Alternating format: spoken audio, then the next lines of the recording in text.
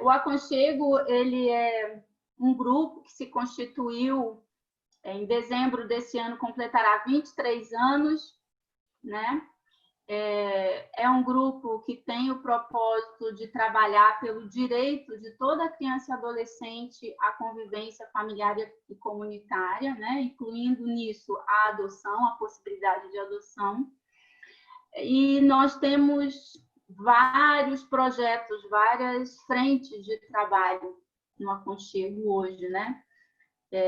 Inicialmente, ele começou com uma proposta de estar sendo um grupo de apoio para quem acolhia seus filhos, estarem juntos, discutindo as questões, se apoiando mutuamente. E isso foi se ampliando ao longo dos anos. Hoje a gente tem várias frentes. Acho interessante, quem não conhece, quem já não frequenta o Aconchego, é de outros estados, inclusive, né?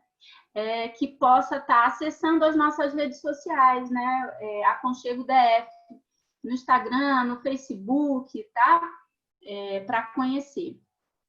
E uma das frentes dessas é a de preparação das pessoas para adoção, né? Então, todo segundo sábado de cada mês, a gente costumava, antes da pandemia, se reunir, né, nesse horário de 5 às 7, no Colégio Leonardo da Vinci, que cedia o espaço para a gente aqui, na unidade da Asa Sul. E com a vinda da pandemia, a gente resolveu favorecer essa proximidade através da tecnologia, né? Das lives, da gente estar mantendo isso. Então, a gente tem 2 grupos, que um grupo é de pessoas habilitadas e outra de pretendentes que ainda estão no processo de amadurecer para adoção, de entrar com a documentação na vara, né? Então, a gente começou fazendo as lives para essas pessoas e depois a gente resolveu ampliar, porque a gente pensou, bom, os temas que a gente trata pode ser de interesse de mais pessoas, né? Então, vamos abrir, vamos começar a fazer mesmo, chamando outras pessoas e também, dada essa oportunidade de ser ao vivo, online, né? A gente começou a chamar outras pessoas do grupo para ter outras pessoas que não fossem as pessoas do grupo, para a gente ter outras falas, né? Então, a gente já teve aqui o Schettini e a Suzana, né? Um casal que são referência em adoção no Brasil, o Paulo Sérgio e a Sueli, a Paula e a Maria Amélia, do Acalanto de São Paulo, enfim. A Alia, semana passada, a gente teve a Alia, foi muito legal, né? Então, hoje a gente convidou a Ana Luísa Coelho. Ela é psicóloga, ela é doutoranda, né, aqui no Departamento de Psicologia Clínica e Cultura da UNB, né? E ela vai estar, então, tratando conosco desse tema, que é um tema recorrente, né, nos nossos grupos, a questão racial, as diferenças raciais a partir da adoção, né, as adoções interraciais que são tão comuns, a manifestação de sofrimento, muitas vezes, das crianças em função dessa questão da raça, de serem alvo de racismo ou até de não se identificarem com os adotantes, né? E a gente sabe o tanto que é importante na formação do vínculo ele se sentir, ele poder se identificar, né? E aí muitas vezes isso é uma coisa que é retratado como uma dificuldade. Então a gente resolveu trazer a Ana Luísa para esse bate-papo. Então a gente queria te agradecer muito, Ana Luísa, por ter aceito o convite, por ter refeito seu compromisso, né? Você quase que a gente teve que desmarcar essa live de hoje por um outro compromisso que você tinha. Você se esforçou para acomodar tudo e poder estar aqui com a gente. Então, eu fico muito feliz por isso e agradecida.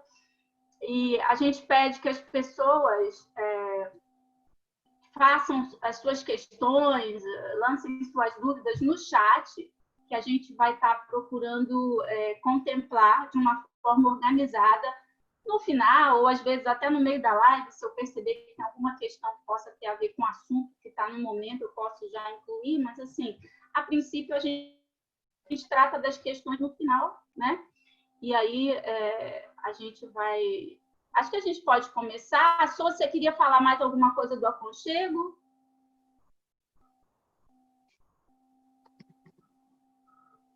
Soraya, você não me ouviu? Não está ouvindo? Ouvi. Ouviu? É porque você está cortando. Você está cortando. Está cortando? A sua fala está cortando. Não sei se só para mim que está cortando. Ou se está para todo mundo. Né? Para mim está cortando. Para você cortou, Ana Luísa? Cortou só um pouquinho, mas deu para te ouvir inteiro. Para mim também. Cortou, mas dá para ouvir. Deu para entender. Eu acho que você quer falar mais alguma coisa? Geral, realmente, do aconchego. Quer falar?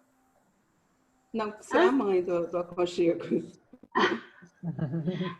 Não, é porque para não roubar muito tempo, eu cortei um pouco então, assim, mas se quiser falar mais...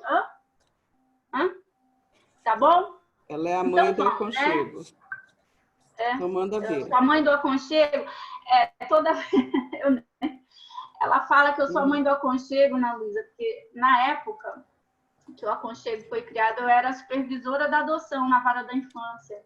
E aí eu e uma outra colega, a gente foi convidada para participar de um grupo, um encontro nacional de grupos de apoio à adoção. Na época eu nem sabia que tinha grupo de apoio à adoção. Aí fomos, e lá, assim, eu fiquei encantada com a realidade daqueles grupos, com aquelas trocas, com aquelas histórias todas, com as adoções interraciais que eles já faziam, adoções de adolescentes, grupos de irmãos. Eu falei, não, a gente tem que levar isso para Brasília. Aí eu catei o DET. O DET foi um dos primeiros cooptados, abduzidos. O DET e outros, depois a Soraya, a Sueli, enfim, nossa, juntei esse pessoal todo que era ligado a essa coisa da adoção e juntos a gente abraçou a causa e criamos o aconchego. Por isso que ela fala que eu sou a mãe do aconchego. Legal. Tá bom? Mas então eu vou passar a palavra para você, né? Eu acho que eu queria já começar com uma provocação, então, né? Para esse nosso bate-papo, né? Na nossa sociedade, é comum as pessoas falarem assim, não, mas no Brasil não tem racismo. Racismo tem lá nos Estados Unidos, né? Na África do Sul, né? Porque tem a segregação muito claramente estabelecida. Não, mas no Brasil não tem racismo, então não precisa falar disso, né? Para que falar de racismo? Isso não faz parte. E a gente sabe que, na verdade, o racismo existe, né? Ele está aí impregnado, né?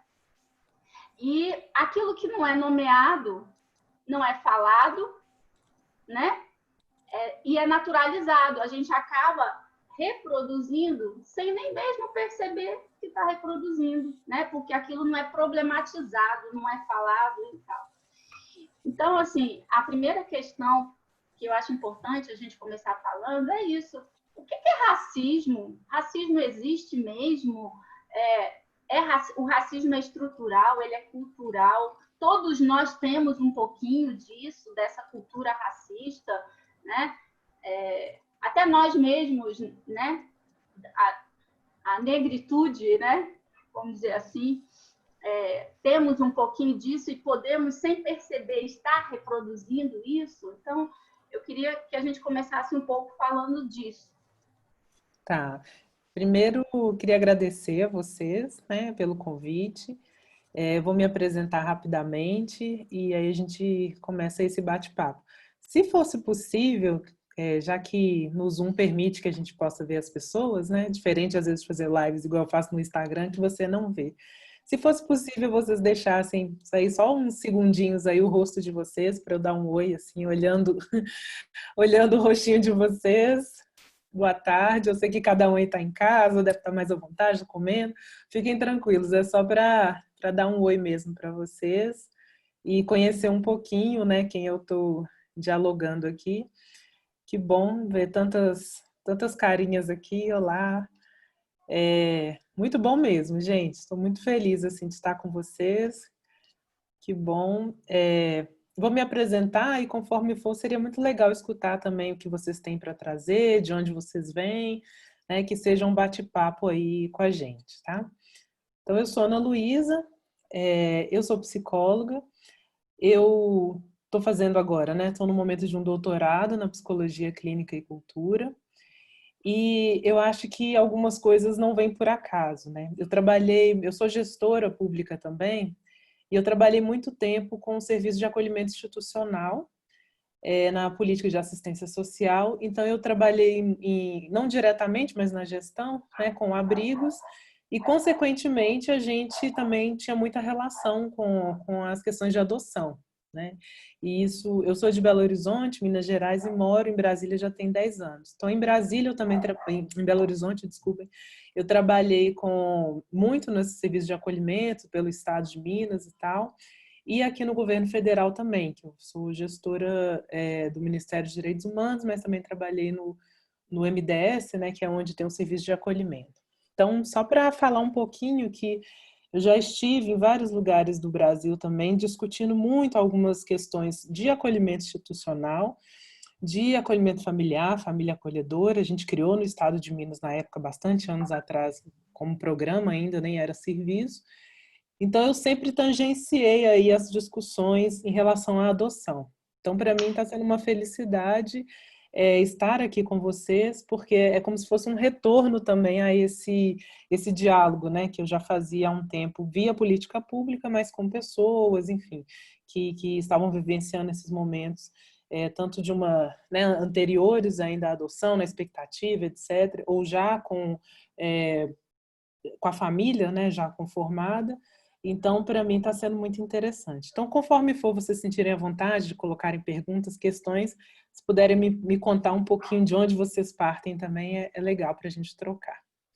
E aí, nesse momento agora do meu doutorado, eu estou trabalhando uma temática específica, que são mulheres negras em situação de rua, pensar a partir da subjetividade dessas mulheres. Então, uma parte do meu trabalho está bastante dedicada à questão de pensar a questão da negritude, do racismo, e principalmente na subjetividade, né? Por mais que eu esteja, na minha pesquisa, fazendo esse recorte para mulheres adultas em situação de rua, mas até pelo meu próprio trabalho em outros lugares, pensar para mim o racismo, a negritude e principalmente a construção da identidade vai passar né, por todo o ciclo de vida, desde a criança, adolescente, fase adulta e idoso, e principalmente na questão da família, que eu acho que aqui o nosso bate-papo vai muito nessa linha, né, como pensar, como é que a gente pode pensar a questão do racismo, da negritude, da formação da identidade, né, no âmbito familiar. Então, eu acho que é um desafio e que eu convido a vocês a pensarem junto comigo, primeiro no sentido da gente desconstruir algumas coisas, né? Que eu acho que existe um tabu muito grande. Conforme a Marilza colocou, tem até uma pesquisa antiga que foi feita, acho que pelo Datafolha, que pergunta se a pessoa ela já cometeu algum ato de racismo na vida dela. E 90 e tantos % falam que não. E depois uma segunda pergunta, você acredita que o racismo existe? 90 e tantas pessoas falam que sim. Então, se a gente parte aí desses dados, o racismo, ele nunca está comigo, né, enquanto pessoa que pratica, e sempre está com o outro. Então, se ele sempre está com o outro, eu posso deixá-lo de lado, né? Não sou eu, então eu não preciso me haver com isso. Só que se 90 e tantos % acreditam que tem racismo, ele está sempre projetado no outro, a gente nunca vai atingir isso, né? Para mudar, para pensar, para nada. Porque se ele é do outro, ele não é meu. Então, eu acho que a gente começar a desconstruir isso, e principalmente para dentro de casa, né, nesse ambiente mais íntimo que a gente tem, é a gente partir desse lugar de que somos seres que temos preconceitos, discriminações e racismo. E nomear essas questões são muito libertadoras, ao contrário do que a gente pensar, eu não vou falar muito sobre isso, porque eu não sei como lidar, eu não passo por isso, ou eu não sei como é que é, ou eu até passo, mas dói demais falar, né? E eu acho que a gente pode, ao invés de naturalizar o racismo, a gente pode naturalizar falar sobre, né? Então, a gente trazer isso para um ambiente mais íntimo nosso, para as nossas relações, né, para as nossas relações amorosas, afetivas, sexuais, isso faz parte. porque a gente está vivenciando essa cultura, não tem como fugir. Né? Eu brinco que a questão do racismo é igual o ar que a gente respira, o ar poluído que a gente respira, ele está aí. Não adianta falar, vou respirar só ar puro, eu não tenho nada a ver com isso. Não, a gente está ali respirando, vivenciando. Isso, se eu pensar ou não, isso está acontecendo. Né? Não é o fato de eu ser uma pessoa negra que isso vai acontecer só comigo, ou só eu vou pensar sobre isso. A outra pessoa do meu lado também vai cometer e vai pensar. Né? Então, eu acho que a gente pode partir desse lugar. Que o racismo, ele existe sim, ele está impregnado mesmo nas nossas estruturas, e pensar sobre ele é pensar formas de existência, formas de relações. Né? Então, eu acho que, para início de conversa, Marilze, a gente pode, talvez, partir desse pressuposto. Ele existe em mim e existe no outro. Difícil, né, pensar nisso. Nossa, mas ele existe em mim, mesmo eu sendo assim, assim, assado. Poxa, mas eu sou uma pessoa tão legal, sou uma pessoa cabeça aberta, as pessoas gostam de conversar comigo, ou eu levanto tal bandeira, né, que é uma coisa que eu acredito, então já que eu penso assim, não, eu realmente tenho. E aí, quando eu acho que a gente começa a internalizar isso, né, que a gente parte desse lugar de pessoas que temos conceitos e preconceitos, e o racismo é uma delas porque ela está na nossa estrutura, talvez a gente possa começar a mudar um pouco os caminhos. Né? Então, assim, ser uma pessoa negra, por exemplo, e ter um filho que está chegando ao lar, que seja branco, ou vice-versa, você é uma pessoa branca e tem um filho que está chegando a esse novo lar negro, uma série de questões começam a vir, mas eu não vou saber lidar. Gente, como é que lida com esse cabelo? Meu Deus, e ele vai sofrer muito na escola, isso vai ser um sofrimento. Eu penso que, por ser uma pessoa, já vai passar por sofrimentos, né? Sendo uma criança, sendo um adolescente, todas as questões que a infância carregam, isso mesmo sendo daquele padrão mais, vamos dizer assim, aceitável na nossa cultura, de beleza, de inteligência, de corpo, de orientação sexual, enfim. Se for naquele padrão certinho, ainda assim, essa pessoa vai passar por sofrimento. Então, não tem como a gente negar, né, à família que ela vai passar por vários tipos de sofrimento, sejam eles quais forem. E nem como a gente prever que, se for uma pessoa de cor tal ou cor tal, vai passar por menos ou mais sofrimento. Né? Então, quando eu falo de naturalizar, é a gente colocar para nós mesmos que isso existe, que pode acontecer, e tem formas da gente enfrentar o racismo. E acho que o primeiro passo de todos é reconhecer que a gente, sim, tem um racismo dentro da gente. Né? Vou fazer um exemplo muito bobo, assim. A gente só consegue tratar determinada doença ou determinada dor a partir do momento que você reconhece ela.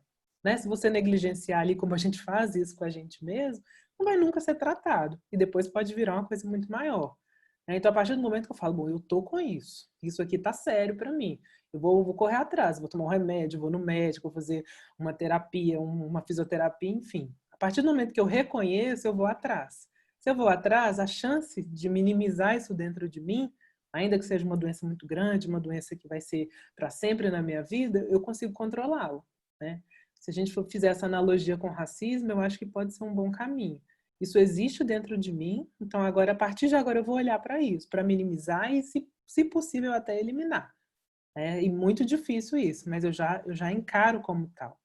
Né? Então, acho que o fato de vocês estarem aqui hoje, escolhendo conversar sobre esse tema comigo, já parte de um lugar assim, bom, deixa eu entender o que isso aí já existe, deixa eu ver como é que é. Né? E aí o meu convite a vocês é da gente olhar isso para dentro da gente mesmo. Ao invés de eu olhar para aquele outro que comete atos racistas horrorosos, né, que faz piada, que xinga, que entra na internet, sempre a gente vai saber algum caso desse. Ou que bate em alguém, não, deixa eu ver aquele mais sutil dentro de mim que eu posso fazer. Né? E ainda que não seja com questões só de raça, mas podem passar pelas questões de machismo, de transfobia, piadinhas, de gordofobia, enfim, de doenças, deficiência, né? Tem uma série de questões que a gente interpelado por isso.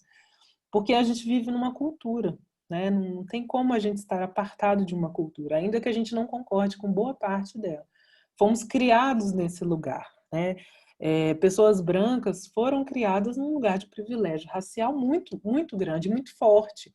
Então, você, por exemplo, sair de casa e não se preocupar de alguém vai falar alguma coisa da sua cor, já te coloca em um lugar de privilégio.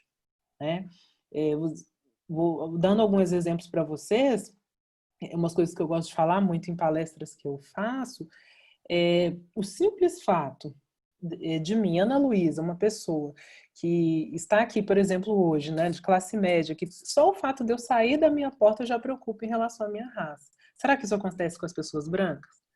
Por mais que elas estejam preocupadas com o cabelo ou com o tempo e tal, será? Só o fato de sair de casa, alguém pode olhar e te interpelar achando que você trabalha em tal lugar e não aquele.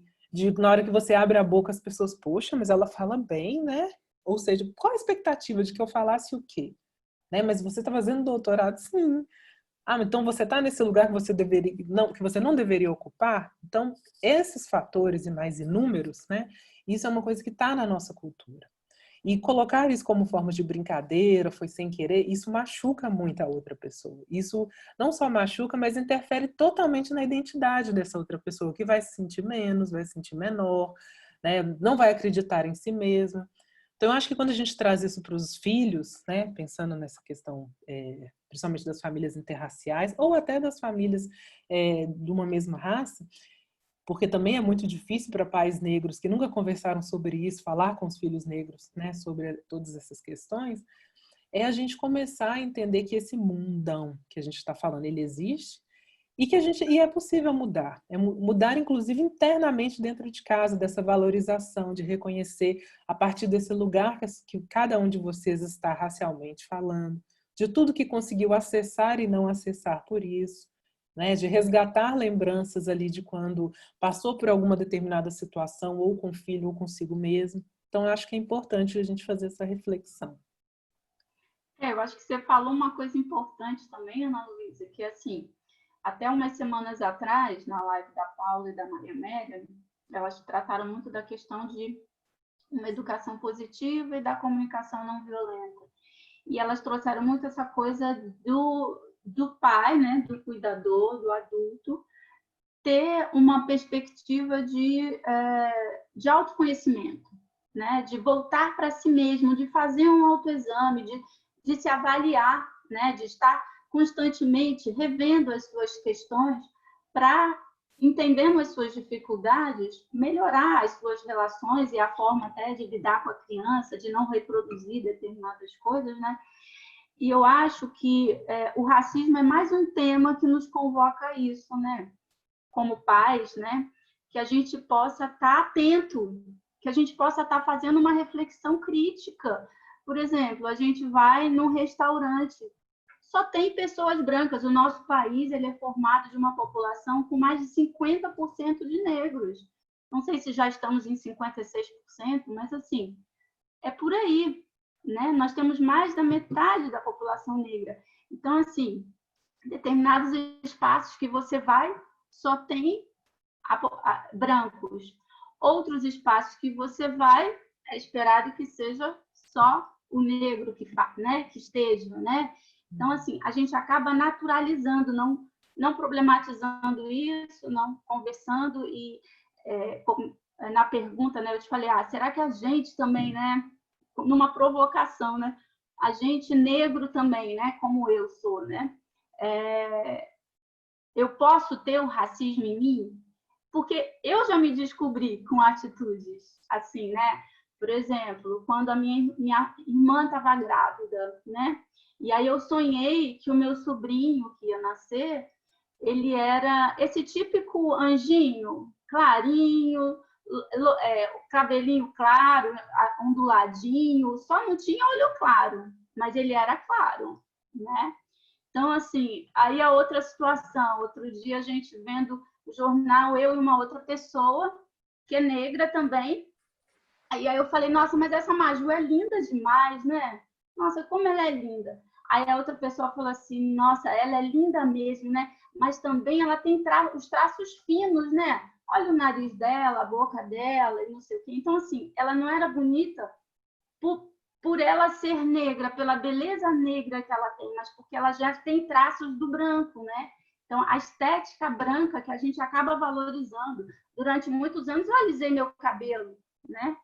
Porque, enfim, a gente, né, tem aquela coisa assim de ser aceito de alguma forma, né? Desde criança eu lidava com essas coisas, de perceber que em alguns ambientes eu não era tão bem tão bem aceita, ou, né, aquela coisa, seu cabelo é isso, seu cabelo é aquilo, né? E você fica, né, querendo se encaixar, né, se aceita e tal, e assimilando que a estética bonita é a estética do branco mesmo, né? Que é isso que é a cultura hegemônica coloca isso, né?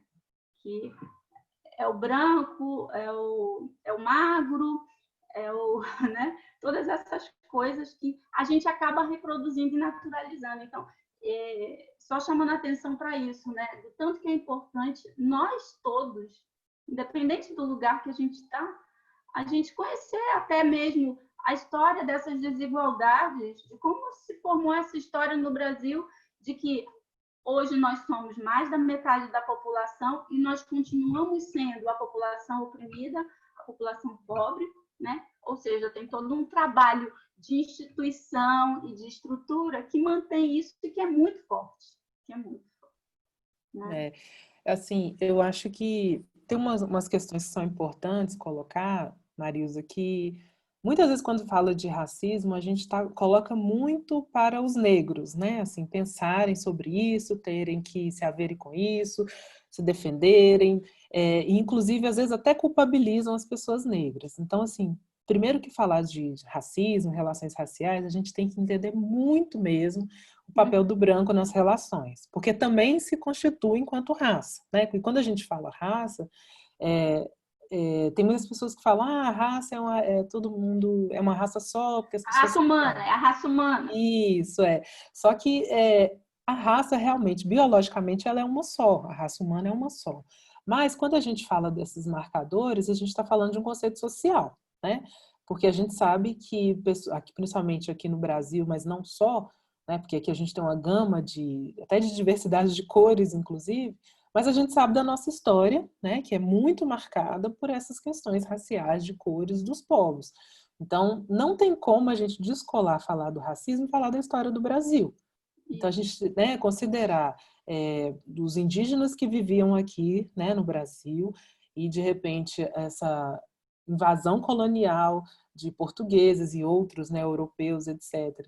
E depois do tráfico negreiro, que trouxeram os negros para cá de forma forçosa, né, minimamente aí essas três raças constituem o Brasil desse formato desigual, né? Porque tem Gilberto Freire, por exemplo, que fala da harmonia das três raças, e muitas pessoas às vezes querem colocar de uma forma harmoniosa, mas não foi e nem é nada harmonioso essa convivência racial, historicamente falando e socialmente falando, né? Então, quando a gente vai racializar, né? Não sei se vocês já ouviram essa expressão, vamos racializar o branco, é para entender como um componente também racial.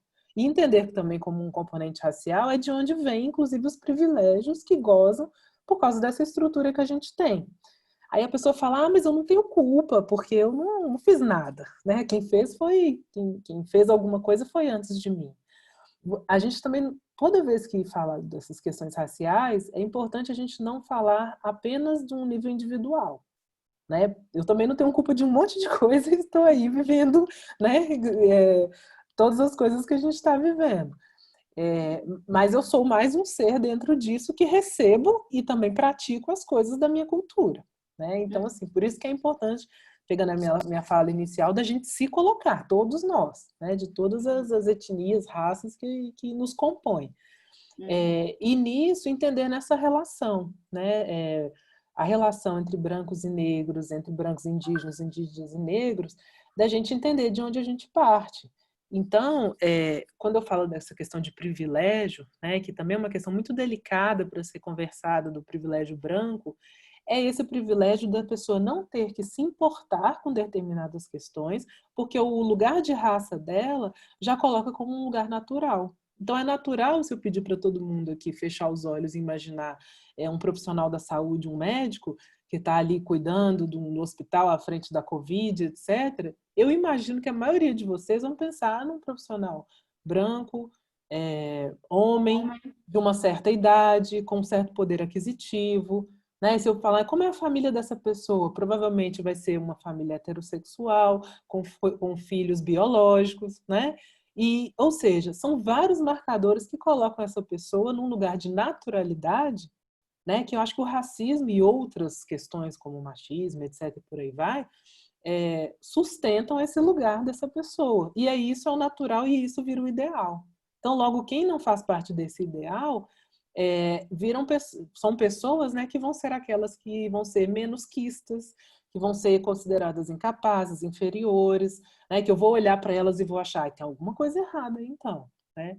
Então, assim, eu imagino que, né, todos que estão aqui nesse grupo já partem de algum lugar onde a normalidade já não é colocada para todo mundo que está aqui. E eu já arrisco dizer isso. Então, isso é um ponto positivo comum para a gente ter nossa conversa, que em que lugar de não normalidade que eu sou colocada e como é que eu lido com isso? E se isso é difícil para mim, por que eu vou reproduzir outras anormalidades, entre aspas, em relação ao outro?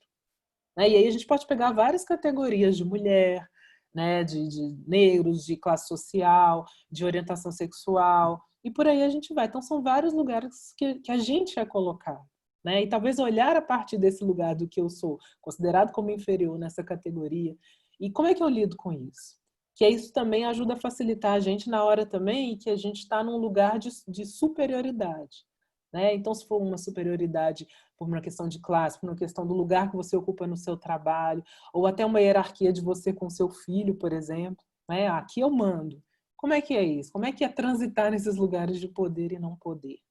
Né? E aí, voltando a uma coisa que quis colocar no início, é muito importante a gente não colocar essas questões única e exclusivamente para as pessoas negras, porque as pessoas negras estão nesse ambiente cultural, social que a gente vivencia, assim como as pessoas brancas, mas de outro lugar. Então, o que eu quero dizer com isso? Quando eu era pequena, o meu referencial era de beleza, né, era a Xuxa, por exemplo. Né? Xuxa, Angélica, as Paquitas, etc. E o meu sonho como criança era ser uma delas.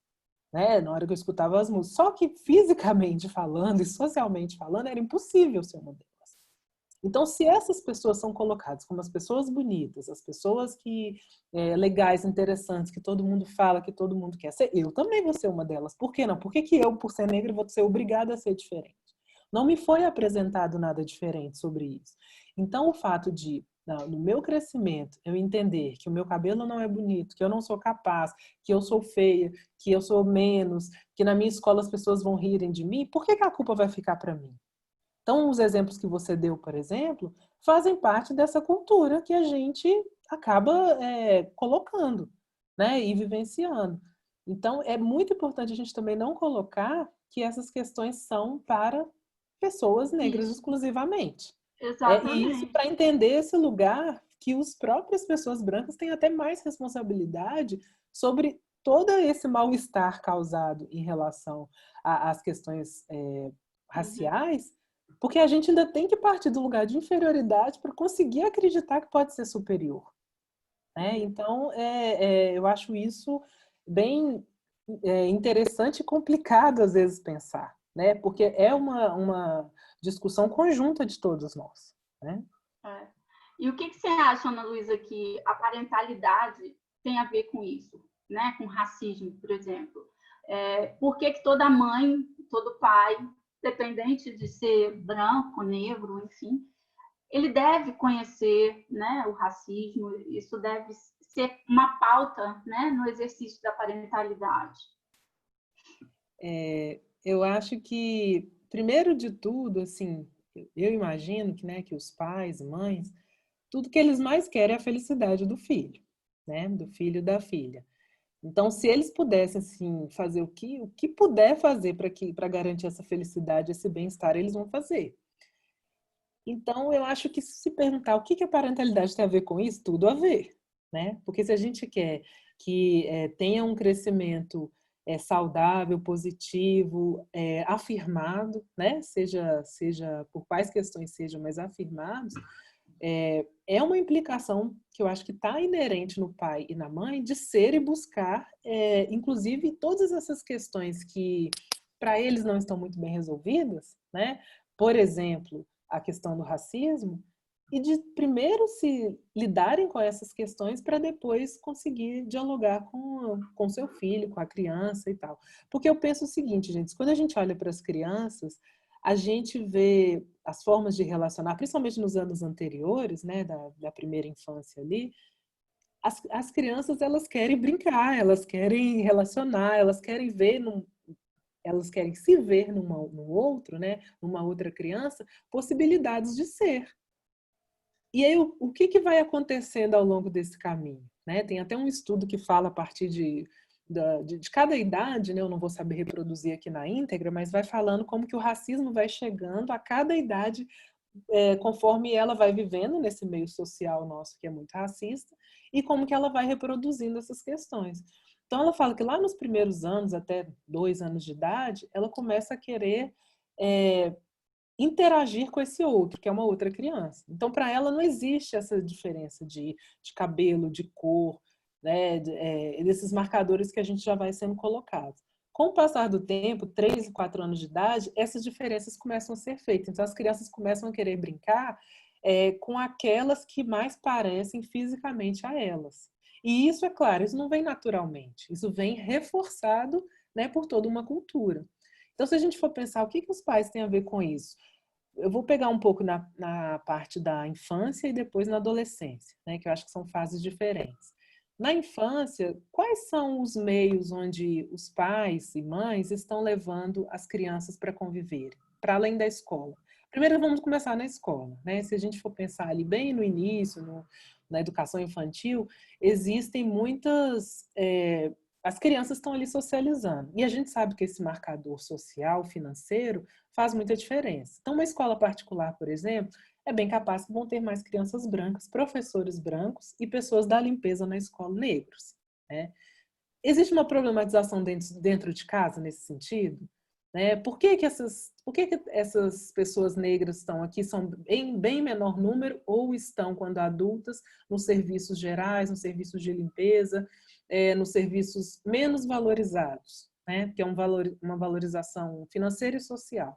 Isso é uma problematização. Isso é natural? Ah, não foi assim. Não foi assim. Né? Então, assim, isso já começa desde a criança. Outras questões, por exemplo, livrinhos infantis, filmes, brinquedos, né? Bonecos, bonecas, etc. Quais são os escolhidos pelos pais e mães para que essa criança possa ter a sua socialização?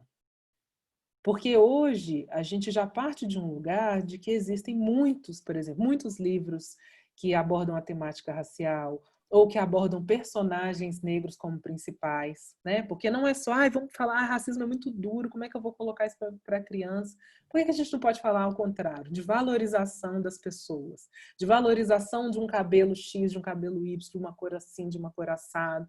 Né? Enfim, nós temos tantas características, por que elas não podem ser valorizadas e só uma é valorizada?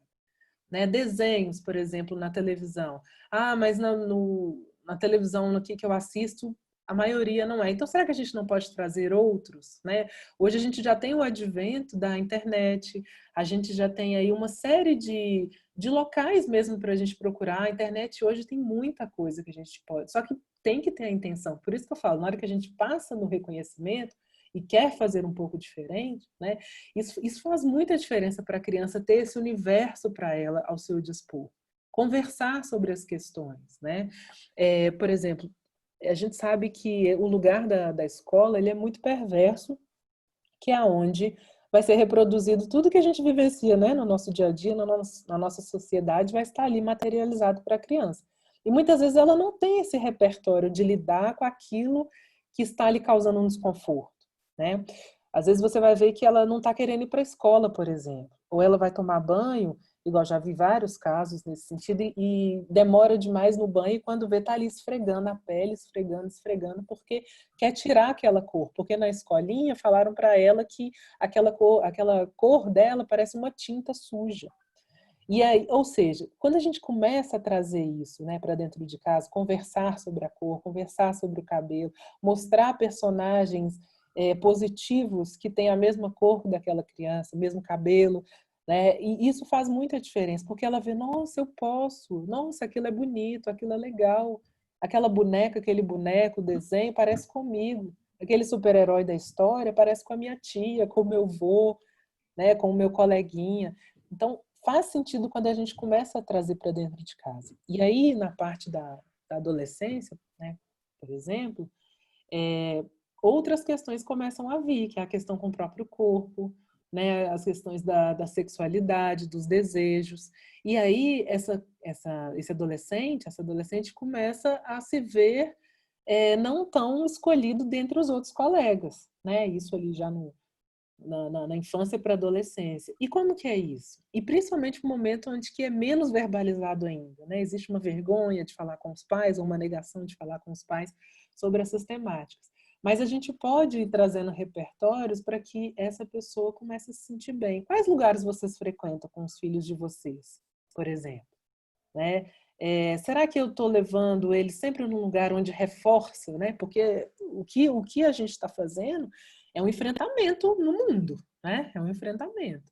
E será que esses lugares que a gente vai reforça? Poxa, mas esse é o lugar que eu moro, esse aqui é onde eu levo aqui para brincar no parquinho. Sim, a gente não vai conseguir colocar na cabeça de todo mundo de uma hora para outra, mas a gente também pode passar a frequentar outros lugares. Agora que a gente está na pandemia, que está todo mundo mais recolhido, a gente pode utilizar desses recursos aí da internet, de livros, para apresentar esse universo para a criança e para o adolescente de uma forma mais diferente.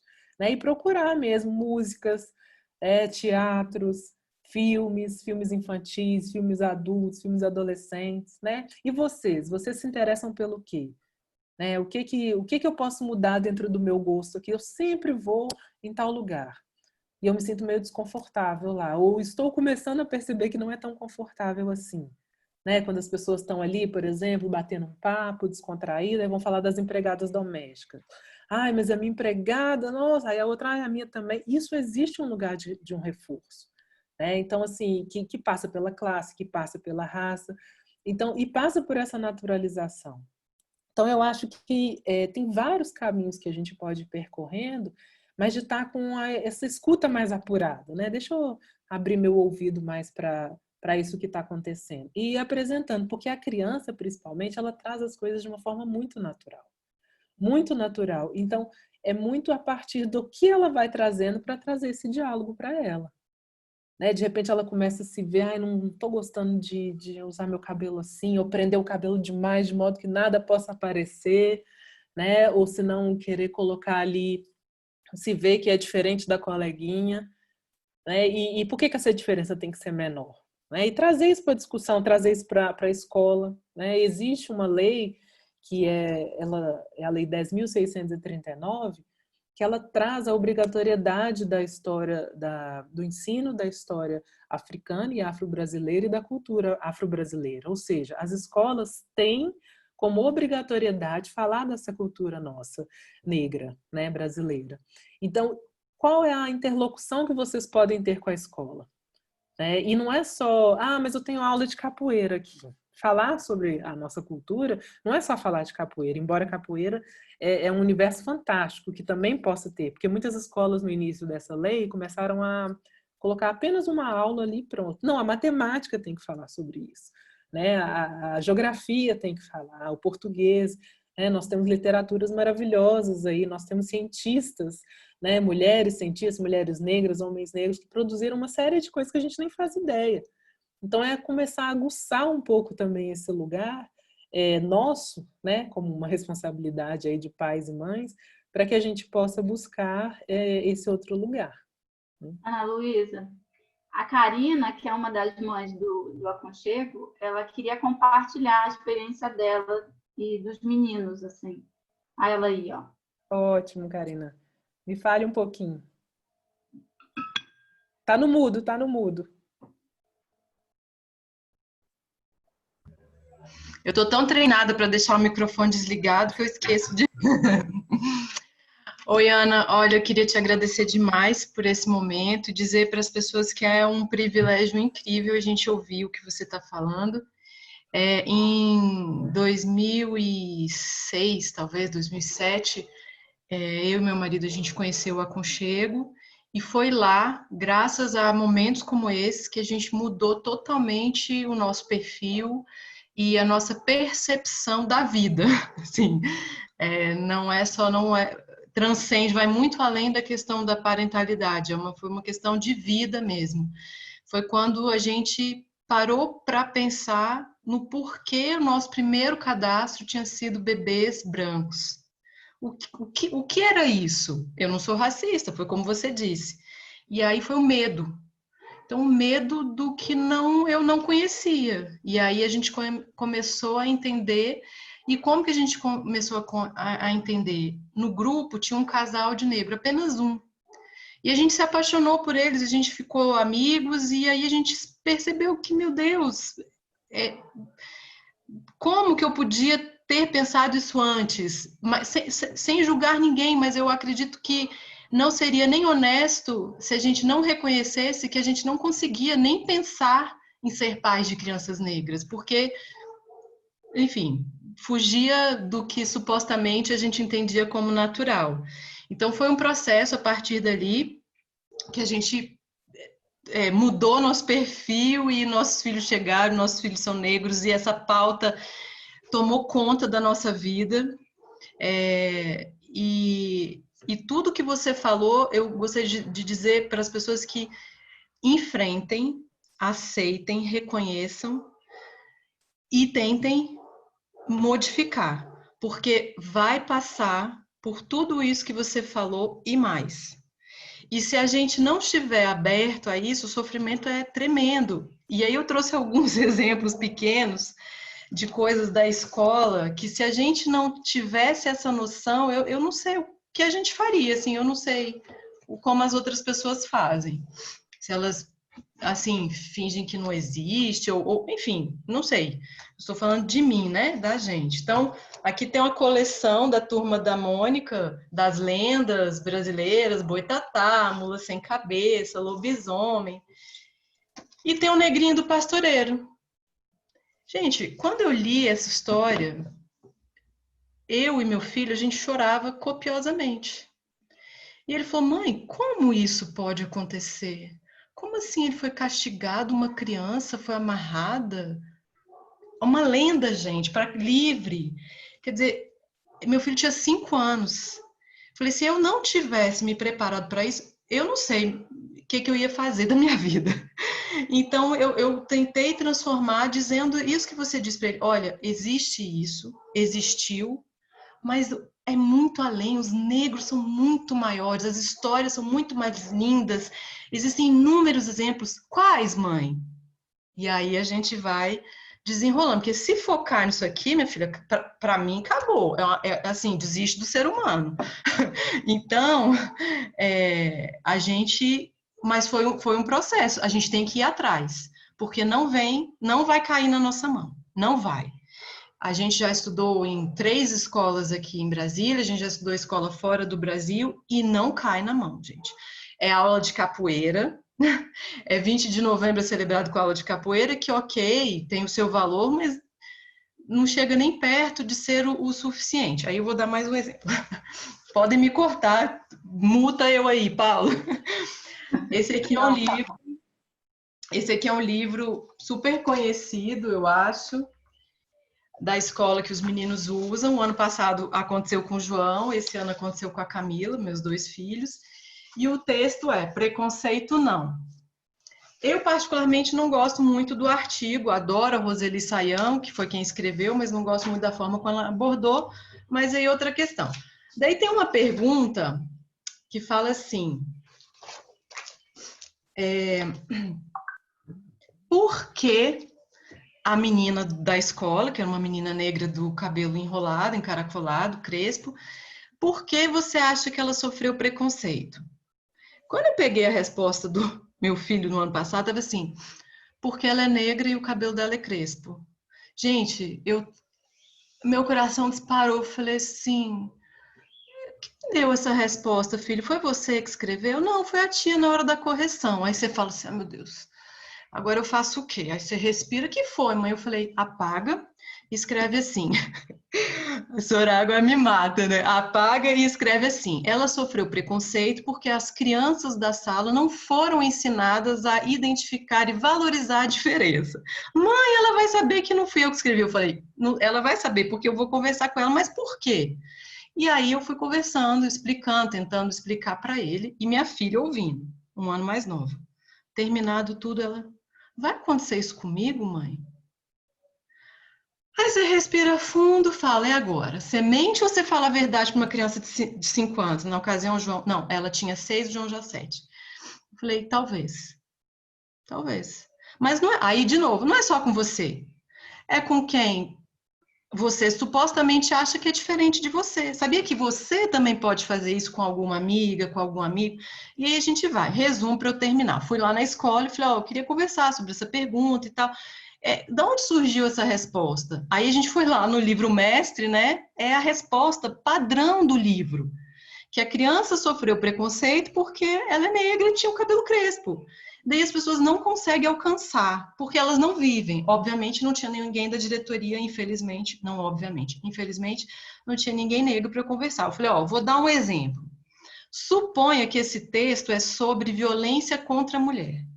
E a pergunta é, por que essa senhora sofreu violência? Porque ela estava andando de saia curta no meio da rua? Porque ela estava sozinha à noite num beco?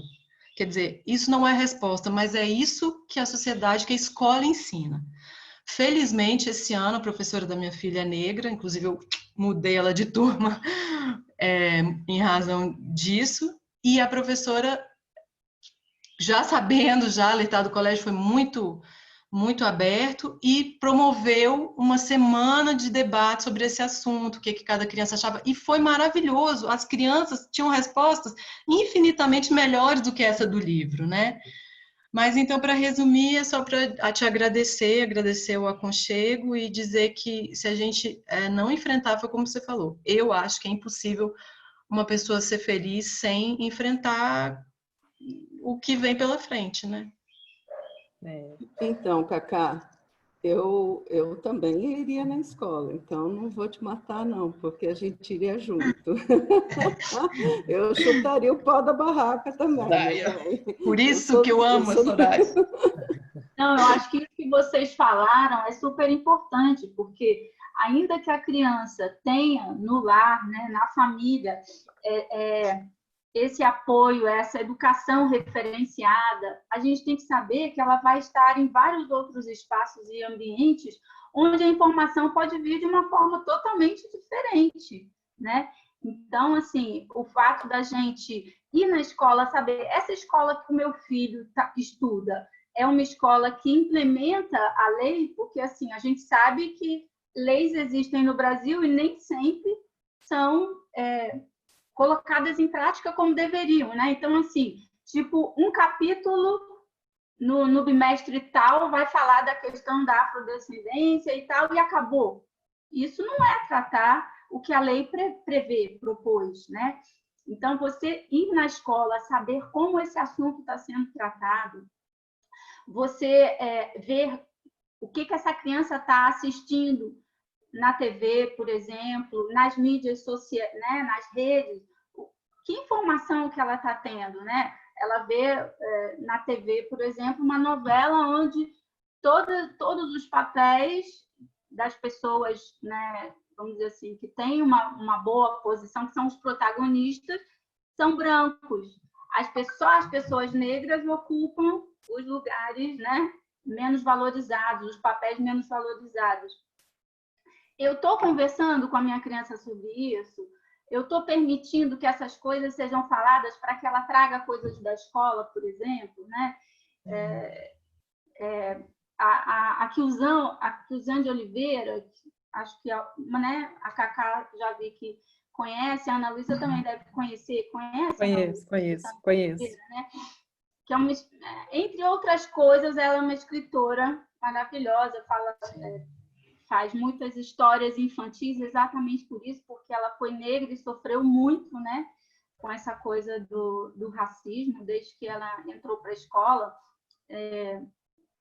A primeira coisa assim, que ela traz é que, quando ela tinha 6 anos, ela frequentava uma escola religiosa.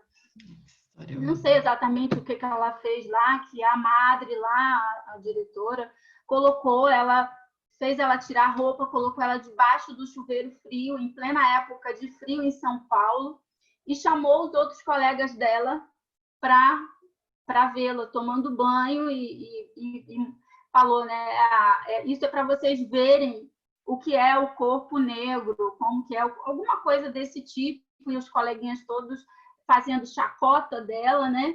E ela escondendo o corpinho e tal. Então, ela fala assim que desde muito cedo ela aprendeu que lugar era o dela, o que era ser negra e o peso disso e tal, né? Mas ela sempre levou isso para dentro de casa. E os pais, apesar de serem pessoas carentes naquela época, a mãe era doméstica, o pai, não lembro bem, mas eram pessoas de classe baixa, eles sempre batalharam para que ela tivesse uma boa educação e acolheram as questões dela, né? Procuraram acolher. E uma outra situação que ela viveu também na escola, ela tinha um professor que já tinha manifestado coisas racistas com ela, e aí a mãe orientou, ó, leva o gravador, grava, porque eu vou processar esse cara, ele não vai ficar fazendo isso com você e tal. E aí ela disse que naquela época, né, anos 70, ela levou aquele gravador bolachão que eu conheci, Soraya conheceu, Débora conheceu. Muita gente aqui nem sabe o que é esse gravador, fita cassete e tal. E aí ela levou o gravador, e aí lá numa hora ela levantando o dedinho que ela queria falar, e o professor não deixava ela, nem olhava para ela, não perguntava. Depois de uns 15 minutos, ele virou e falou assim: tá, Kilson, o que você quer, que você tá com o dedo levantado e tal? Fala o que você quer. Ela falou. Aí depois ele falou: não, eu nem vou deixar você falar. Você não vai falar nada que interesse mesmo, porque você não passa de uma negra, uma menina que uma negra da canela fina, do cabelo ruim, que quando crescer só vai servir para ser uma empregada doméstica mesmo. Olha, eu vou te falar, a minha mulher está grávida de gêmeos, eu vou precisar de babá. Você não se interessa, não? As vagas estão abertas. E ela, né, já tinha metido o dedo lá no coisa e gravado o professor falando isso para ela, né? Aí ela, no auge da emoção, ela tira aquela fita e fala: olha aqui, professor, agora você está ferrado, eu vou te processar, minha mãe vai te processar. E aí ela sai correndo, ele sai correndo atrás dela, a escola inteira, isso em São Paulo, ela morava em Santo André, ela contando que ela saiu atravessando a avenida, não sei o quê, chegou correndo em casa e mostrou para a mãe: olha, mãe, a fita, mãe, eu consegui, ele fez isso comigo e tal. E eles estão vindo atrás de mim. Aí eles bateram lá no portão, e aí a mãe saiu já com a vassoura na mão, né, para enfrentar eles. Bom, falou que não ia devolver a fita, enfim, acalmou os ânimos e tudo mais, né? E aí, depois que eles saíram, ela conta, né, que foi a primeira vez que ela viu a mãe dela chorar, que a mãe dela estava lavando roupa numa bacia, né, com sabão, água sanitária, sei lá, enfim, estava lavando roupa, e ela falou assim: mãe, deixa eu entrar nessa bacia para ver se eu fico branca, mãe, e acaba com essa história, com esse sofrimento, né? E aí a mãe dela não aguentou, começou a chorar e falou: olha, eu não estou dando conta sozinha da educação com você, eu vou ter que procurar ajuda. E aí, com 14 anos, ela coloca ela no Movimento Unificado Negro, lá em São Paulo, e que ela fala que a partir daí, de fazer parte do Movimento Negro Unificado, foi que ela começou a se reconhecer mulher negra, o valor disso, a beleza que tinha dentro dela, enfim. Tô acabando contando essas coisas e fugindo um pouco, mas, assim, para ilustrar como que a escola, muitas vezes, é cruel, acompanhando o que a Cacá já trouxe, e se a gente não estiver atento, acompanhando esses outros espaços e dando escuta, né, acolhimento para os nossos filhos e correndo atrás disso, a gente pode acabar naturalizando, né? Não, é assim mesmo, né? Porque em outras situações tem pessoas: não liga não, é assim mesmo, vai passar, né? E aí a coisa vai ficando cada vez, na verdade, cada vez pior, né, para essa criança, para a autoestima dela, para o desenvolvimento dela. Eu queria só, dialogando aqui com a Karina, que ela trouxe coisas bastante interessantes, né, e muito corriqueiras, Karina, que eu fiquei pensando muito também, assim, às vezes, você se fortalecendo, inclusive como pessoa branca, facilita de você chegar até a escola e colocar essas questões, né? Porque eu já conversei assim com mães negras e pais negros que às vezes estão tão dilacerados por todas as questões que inclusive elas se identificam na hora de ver aquela criança sofrendo, né? Assim, poxa, não é possível que o meu filho vai passar por tudo que eu passei de novo. E às vezes não conseguem ter forças para chegar até a escola e fazer o que você fez, né? Por exemplo, porque você colheu, não só você, né, e seus filhos, mas assim, todo mundo colheu muitos bons frutos a partir dessa atitude que você teve, né? Então, é excelente essas iniciativas, não só por você ser mãe, né, de 2 filhos ali que passaram por essas questões, mas também, ou se outras pessoas fizessem, talvez seus filhos até poderiam ser poupados disso, né? Então, quando eu falo do compromisso assim das pessoas, é nesse sentido. E realmente esse lugar da gente se reconhecer a importância disso faz muita diferença para os próprios filhos, né, nesse futuro próximo, assim. Então, eu acho muito interessante isso que você trouxe, muito válido, e uma outra coisa que me ocorreu, assim, eu imagino que todo mundo aqui que é pai, mãe, ou que está, né, se disponibilizando a ser, vai saber ou já imagina que vai passar por uma série de questões que não vão saber, às vezes, como lidar, né? Se eu perguntar aqui, levanta a mão, quem é que antes de ser pai e mãe já sabe o que é ser pai e mãe de verdade, né? Quem é que está super seguro de falar assim, não, beleza, na hora que vier o filho eu vou tirar de letra. Então, por que os pais e mães podem se disponibilizar a passar por várias questões que já sabem que não vão ser fáceis e não podem, por exemplo, lidar com a questão do racismo, que também já sabe que não é fácil, né? Então, fica fácil, às vezes, a gente se apoiar numa coisa assim, mas o racismo eu não sei lidar.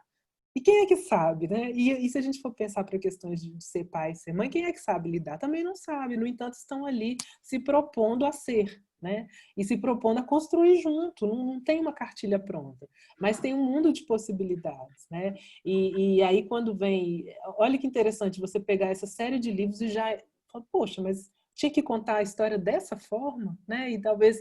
E a partir daí procurar outros livros que falam as histórias que a gente tem, por exemplo, de reinados africanos, rainhas e reis africanos, é linda, é maravilhosa, né? Então, assim, tem uma série de histórias positivas, inclusive. Por que a gente também não pode escolher contar a nossa história a partir desse lado positivo, né?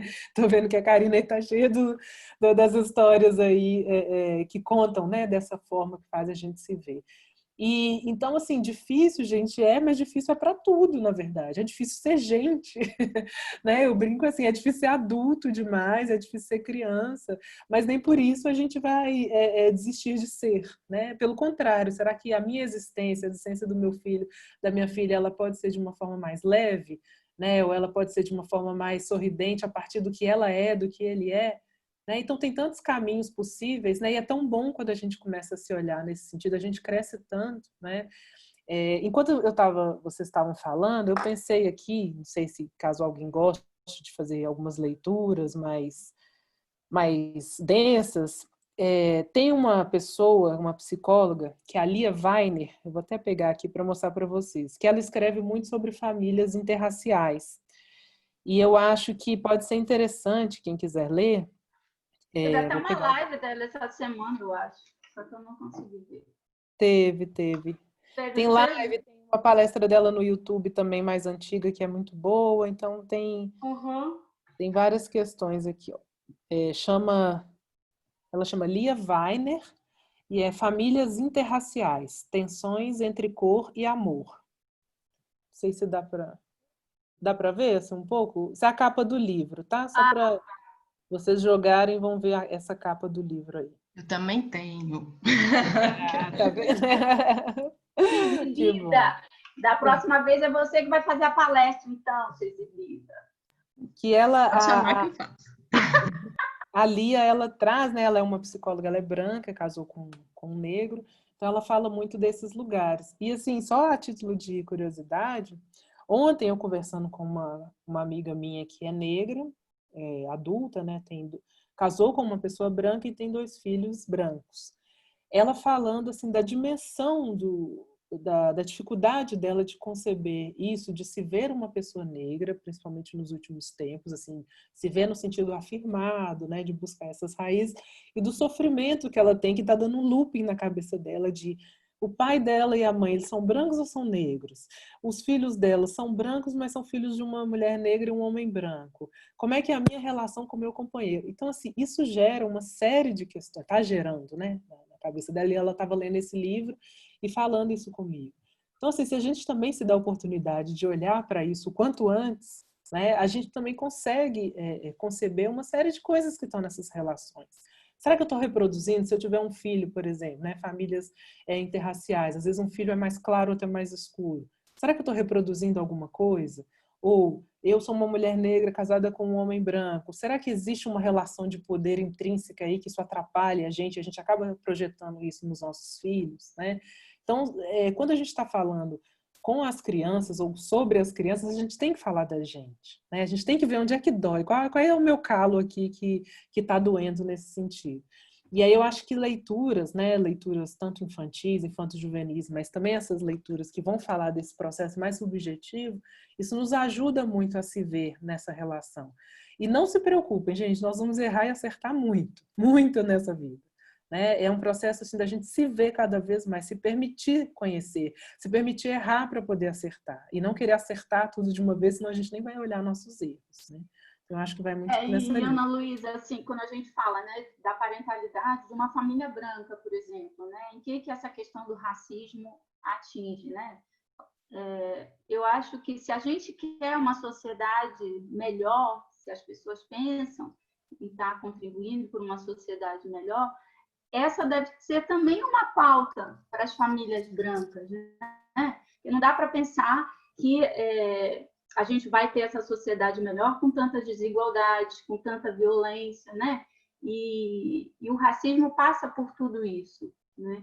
Então, você poder inserir seus filhos em contextos em que eles convivam, como você já até falou, eu acho, né?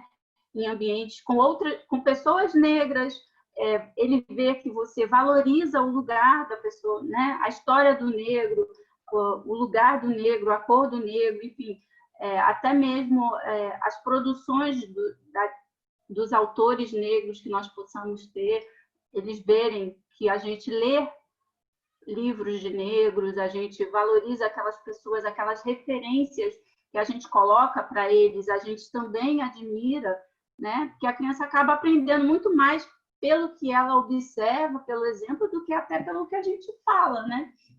Então, a gente trazer isso de uma forma cotidiana mesmo, né? Eu acho que é importante a pessoa branca, como você também já comentou antes, né? A importância do branco estar ciente desse lugar e como que implicações tem isso, como que ele pode fazer diferente se ele também pensa em construir algo melhor. Né? Eu acho que assim, é total papel, né, das pessoas brancas, até porque essa questão do racismo está muito ligada à opressão, e a opressão está ligada a um grupo opressor, né, e a um grupo oprimido. Exato. E então, eu acho que faz parte das pessoas que têm o mesmo pertencimento racial do grupo opressor, mesmo não se considerando opressora individualmente, mas coletivamente está dentro de um grupo opressor. Né? Então, é ela, dentro desse grupo, que vai poder desconstruir dentro desse grupo. É muito mais fácil, gente, como eu coloquei aqui para a Karina, dentro do exemplo dela, é muito mais fácil, às vezes, porque a gente não sabe o que vem do externo. Então, às vezes, é muito mais fácil chegar uma mãe branca para falar para uma diretora branca e coordenadora branca da escola sobre a mesma questão, por exemplo, do livro, do que uma mãe negra ou um pai negro. Porque a gente não sabe como isso vai ser recebido, mas provavelmente o lugar dessa pessoa escutar vai fazer sentido. Então, mais um motivo reforça ainda o tanto que as pessoas brancas têm que estar nessa luta, nessa articulação, nessa discussão sobre a valorização das pessoas negras, né? E assim, diretamente mesmo, né? E isso faz parte, inclusive, das relações sociais nossas. Quem são os nossos amigos? Né? Então agora eu vou ter que ser só amigo de gente preta? Não necessariamente, eu vou ser amigo de quem eu me identificar, mas será que eu já preferi passar por um caminho onde eu não tivesse relacionado com pessoas que não são brancas, por exemplo, ou que não têm uma certa classe social, ou só com pessoas de uma certa orientação sexual, uma identidade de gênero? né? Então, assim, é a gente também revisitar esses lugares onde a gente faz as nossas relações e constrói. E ainda que eu esteja num lugar onde a maioria dessas pessoas sejam brancas, por exemplo, eu, pelo meu laço afetivo com elas, é muito mais fácil eu questionar alguma coisa, eu colocar alguma coisa em questão, do que ver uma pessoa lá que não tem a menor relação, uma pessoa negra e tá ali, vem cá, vamos prestar atenção nisso. É muito mais distante. Então a gente tem que fazer essa costura por dentro, né? É a gente é que tem essa relação interpessoal e as coisas só mudam na coletividade. Não adianta a gente ficar aqui, né, meia dúzia de gente, vamos lá, vamos lá, vamos lá, pelo que a gente queira, e a gente tem esse mundão lá fora.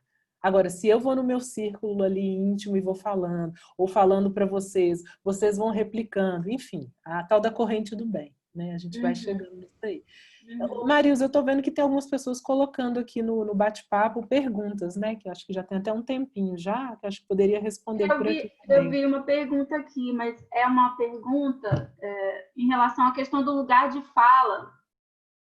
E aí eu achei que a gente podia deixar para o final, mas podemos falar agora também. Pode responder aí. Tem uma anterior que foi qual a importância da autoestima, né? Não é? Foi essa? Não. Qual a importância da autoestima no reconhecimento de pertencimento racial em crianças filhas de pais brancos, né? Então, assim, eu acho que de crianças negras filhas de pais brancos. Eu acho que eu já falei um pouco, né? Mas posso reforçar que é esse lugar assim dos pais brancos entenderem esse lugar diferente, né? Diferente de construção de identidade racial dessa criança negra, mas, porém, apresentar essa série de possibilidades aí, né, que a criança negra possa se fazer, né, de como ela pode valorizar o corpo dela, a pele dela, o cabelo, né, as relações, a história dela, como eu coloquei aqui. Então, eu acho que essa importância ela vem muito nessa possibilidade, né, de oferecer ali possibilidades para que a criança possa se identificar positivamente. Né, e não negar esse lugar porque eu prefiro não falar sobre isso, porque senão ela vai sofrer. Pode ter certeza que ela vai sofrer, independente de você falar ou não, e o fato de não falar pode agravar esse sofrimento. Né? Nós pessoas negras somos muito silenciadas, né? Então, se a gente ainda assim está no momento, em lugares que você não pode falar mais, esse silenciamento causa muita dor, né? Oi, Ana. Quando a Camila era pequenininha, ela ia nos lugares e falava, eu quero aquela boneca. E por quê? Porque parece comigo. Eu pegava a boneca loira, branca. Eu falei, gente, por que ela tá falando isso? Eu não tô entendendo. E aí eu tenho uma grande amiga, Noêmia Colonna, não sei se você conhece, jornalista, que ela é negra. Eu falei, Noêmia, pelo amor de Deus, me ajuda aqui. Como é que eu... O que eu faço? Aí ela falou, não, ela tá vendo você na boneca, muito provavelmente. Você tem boneca negra? Eu falei, não. Quer dizer, né? E aí Peraí, João, dá um oi aqui pro povo.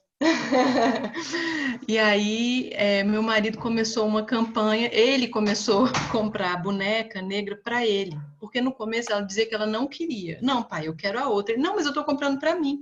Ué, desde quando você brinca de boneca? Ué, desde sempre, você não sabia?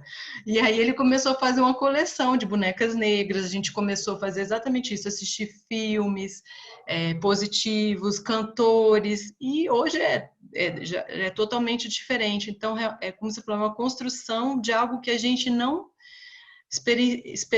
viveu na nossa infância, infelizmente, né? Porque a diversidade ela só traz benefício, mas a gente, infelizmente, não viveu. E foi uma estratégia fantástica. Ela achava simplesmente maravilhoso o pai ter uma coleção de bonecas negras. Até um dia que ela falou, posso ficar com a sua coleção? Aí foi a vitória. Legal, muito legal, muito legal mesmo. Eu acho que é bem por aí, e é possível, né? É possível a gente construindo esses referenciais. Então, isso é interessante, assim, e não existe um segredo, né? Tem que ser dessa forma, mas aí a gente tem que experimentar, né? Uma outra pergunta, então essa pergunta do lugar de fala, você quer que eu deixe para depois, Marilza? Pode falar já. Tá, deixa eu ver como é que tá aqui. Ana, como você enxerga o lugar de fala? Acredito que isso pode trazer uma dificuldade ainda maior sobre o entendimento da negritude. A gente acaba falando só para os nossos, enquanto quem precisa ouvir reconhecer privilégios e alterar comportamentos também são os brancos. Você acha que o lugar de fala impede que pais brancos de crianças brancas falem sobre o racismo em casa? É uma pergunta da Fernanda. Fernanda, eu acho que tem uma questão que às vezes as pessoas confundem muito de o que é lugar de fala e o que é falar sobre, né? Eu acho que o lugar de fala é o lugar que você fala do que você sente, vivencia e né? Então, o fato de eu ser, por exemplo, eu não sou mãe, né? Eu estou aqui falando para pais e mães, eu não sou mãe. Mas isso não me impede que eu possa falar para vocês. Concordo? Né? Mas eu estou falando a partir do meu lugar, a partir da minha visão. De uma mulher negra, está falando sobre racismo, sobre as coisas que estuda, que pensa, que sente, sobre um assunto que tem a ver com pais e mães e não é mãe, né? Que é o meu caso. Então, uma coisa é o lugar de fala, ou seja, a partir do que eu sinto e percebo, e outra coisa é você tomar o lugar da fala. Eu não posso falar aqui que os brancos pensam assim, os homens pensam assado, os pais e mães são sempre assim. Não posso falar, né? Primeiro que eu acho que ninguém pode falar que é uma coisa só, porque não é, somos muito diversos, mas por outro lado, eu não posso falar a partir desse título de tal coisa, porque eu não sou tal coisa. Então isso, o lugar de fala é isso. É de onde você está falando? A partir de qual experiência que você fala? Então eu, Ana Luísa, estou falando a partir das minhas experiências. Agora, falar sobre determinados assuntos, todos podem falar sobre esse assunto, e devem, principalmente quando a gente está falando de mudança e transformação social. Né? Então, se não nenhum de vocês, quem não é pai e mãe ainda, poderia falar sobre ser pai e ser mãe, porque não é. Né? Então, é interessante quando a gente traz para o nosso dia a dia, né, para a gente entender que falar sobre e discutir é a gente se implicar na questão. Então, se eu estou aqui dialogando com vocês, eu estou me implicando na questão do que significa ser pai e mãe diante de questões raciais e pensar na educação e na identidade do filho. Agora, em momento algum, eu vou falar que o que eu penso é o que pais e mães pensam ou que devem pensar, por exemplo. Né? E eu acho que da questão racial é a mesma coisa. Uma coisa complicada, por exemplo, é a representatividade, que eu também acho que é um terceiro elemento. Se a gente fizer, por exemplo, uma coordenação de racial para tratar das pautas raciais dentro do aconchego. Se tiver uma pessoa negra que tem identificação, ou que não seja negra, mas que tenha uma vivência de relações raciais, no meu entendimento, essa pessoa é muito mais representativa do que alguém que não tem a cor, né, a cor ou a vivência, ou que está interessado em falar sobre isso. Então, uma coisa é representatividade. A gente não pode ter, por exemplo, uma secretaria de, sei lá, nacional no governo sobre mulheres com um homem presidindo. Porque a gente está falando de um lugar de representatividade. Não faz sentido. Né? A pauta racial da ONG, lá no Movimento Negro Unificado de todo o Brasil, o presidente é uma pessoa branca. Porque a gente está falando do negro a partir desse lugar. Agora, não quer dizer que essa pessoa que, vamos supor, uma pasta de direitos humanos que vai discutir as questões diversas, não quer dizer que essa pessoa também ela não tem que se haver com o negro, com o pobre, com isso e aquilo, porque ela não é. Pelo contrário, ela tem que trazer essa pauta para a discussão. Então, eu acho que tem muitas diferenças dessa questão do lugar de fala, do falar sobre o assunto e se implicar nele, e da representatividade. Então, resumindo, eu entendo, Fernanda, que assim, todos nós temos e devemos falar sobre relações raciais, porque somos pertencentes de alguma raça, seja qual for, né? Estamos em relação e partimos de algum lugar de privilégio ou não privilégio. Então, a gente não está num lugar homogêneo. O não falar faz com que essa perpetuação do privilégio, que uns sejam superiores e outros inferiores, aconteça e permaneça. E o falar sobre pode ser uma via de desconstruir. Né? Então, é um compromisso nosso mesmo, de todo mundo em relação a isso. Porque eu poderia falar muito bem assim, gente, eu não sou pai e mãe, então eu não estou nem aí para vocês. Né? Ou não sou tal coisa, eu não estou nem aí para vocês. E a gente que vive nas relações, que somos todos? Né? Como é que a gente fica, já que somos seres sociais, estamos nessa relação? Então, é uma implicação mesmo de todo mundo. E cada um a partir da sua vivência e, principalmente, aberto a desconstruir.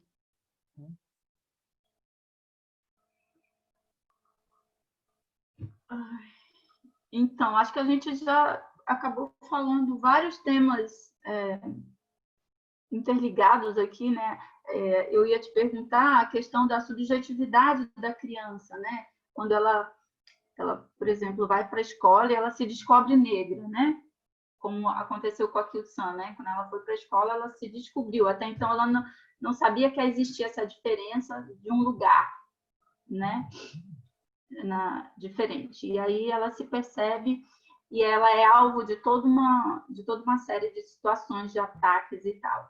Como é que essa subjetividade, né, da criança fica diante dessas questões, assim? Uhum. Primeiro, assim, que tem uma coisa que eu penso, que eu também já li em algumas literaturas, fez muito sentido para mim, que é essa questão racial, né, a gente só é negro porque existe um branco que falou que a gente é negro. E eu acho que isso vale muito para a criança. A criança só se entende como uma criança negra porque existe alguém que está falando que ela é negra. E provavelmente, na maioria das vezes, marcada por um lugar negativo de ser negra, né? Então, eu acho que na escola, e aí vem dessas questões, né, de classes sociais também, de quem que são as pessoas que conseguem ser professoras, diretoras, coordenadoras de escola, etc., né? O corpo presente faz muito sentido para que a criança está vendo, fala muito para a criança o que é que pode entrar aqui ou estar aqui, o que não pode.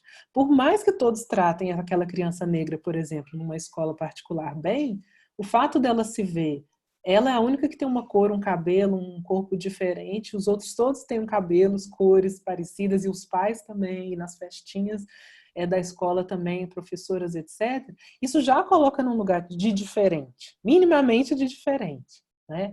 Então, e isso produz uma subjetividade na criança, porque é aquilo que eu falei no início, daquele estudo que eu trouxe.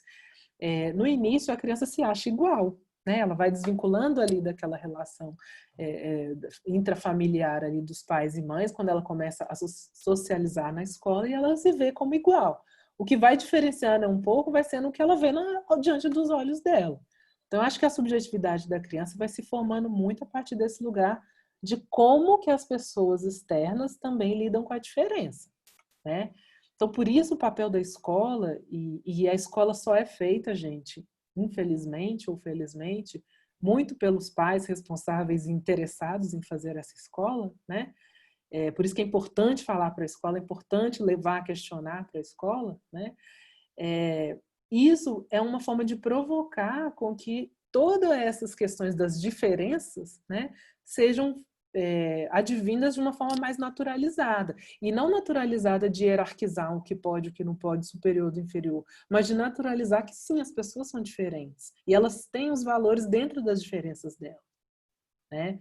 Então, eu acho que a subjetividade ela vai sendo formada muito nesse lugar do que esse externo vai colocando, né? E a nossa cultura pesa demais sobre as crianças das formas mais sutis. E é interessante que às vezes acontece uma reclamação na escola, por exemplo, de um racismo que um coleguinha cometeu com o outro, e aí quando esse que cometeu, a família é questionada, fala, mas não tem isso aqui em casa, não é possível que ele fez isso, porque aqui a gente trata todo mundo igual. Claro, pai branco, mãe branca, filho branco, todo mundo é igual mesmo, né? Ele não está vendo diferença nenhuma ali. Então ele vai tratar bem, no máximo um priminho, um vizinho, alguma coisa assim também. É um círculo muito pequeno. E a gente não pode esquecer que nós somos seres culturais, né? E de repente está ali todo mundo tratando muito bem um ao outro, mas a televisão ligada na hora ali da novela, que a criança nem está parecendo que está se interessando, é uma empregada doméstica que é xingada pela negra, que é xingada pela patroa branca, né? É um desenho onde mostra ali só, ou um livrinho onde mostra só pessoas de uma pele igual do papai, da mamãe e do priminho.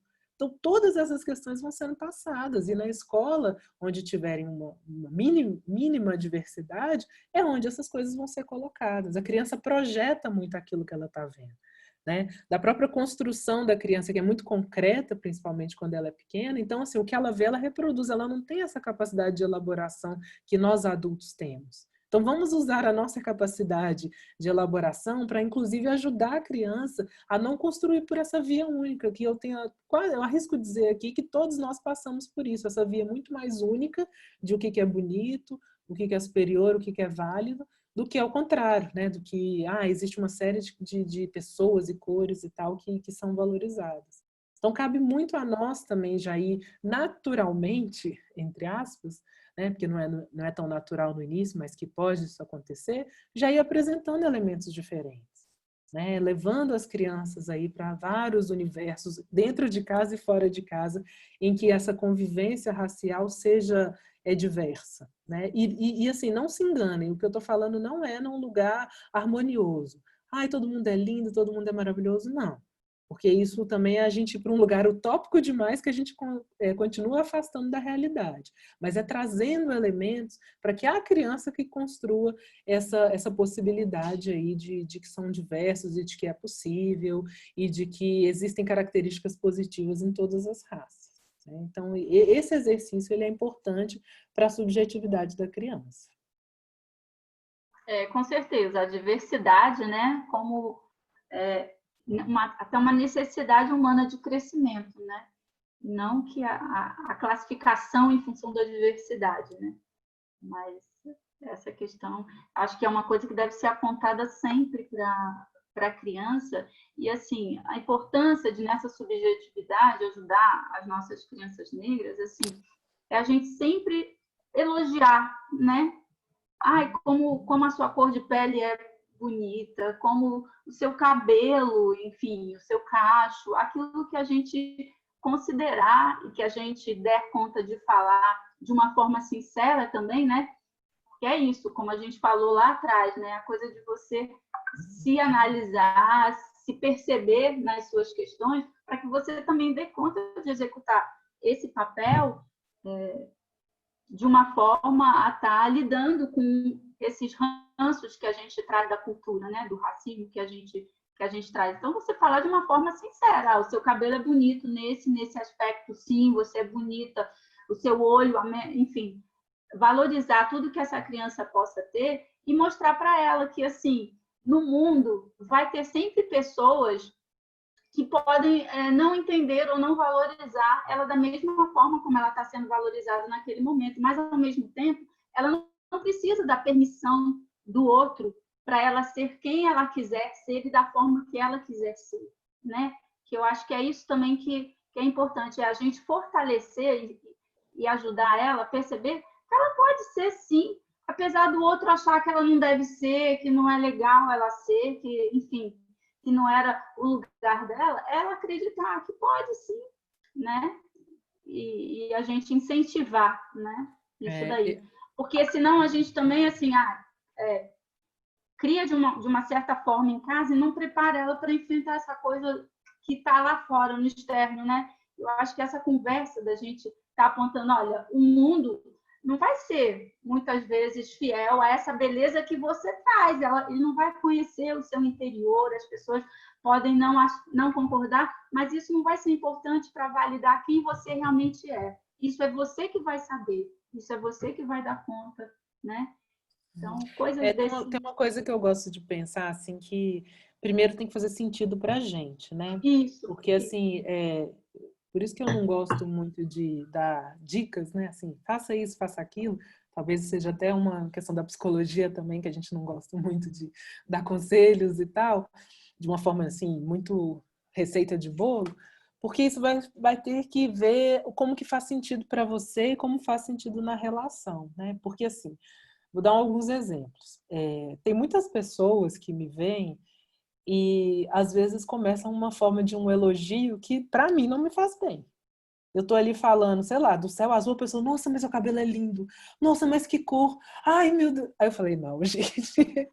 A pessoa acaba não me enxergando enquanto uma pessoa que tá ali trazendo um assunto, qualquer coisa, ou querendo simplesmente bater um papo, e já me colocando nesse lugar ali de que tem que exacerbar, na minha opinião, exageradamente, a beleza negra, o cabelo, que eu nem sei se isso passa por um lugar que a pessoa tá simplesmente achando, ou se ela tá ali lavando um pouco aquela culpa dela e tem que me colocar naquele lugar assim, assim, assado.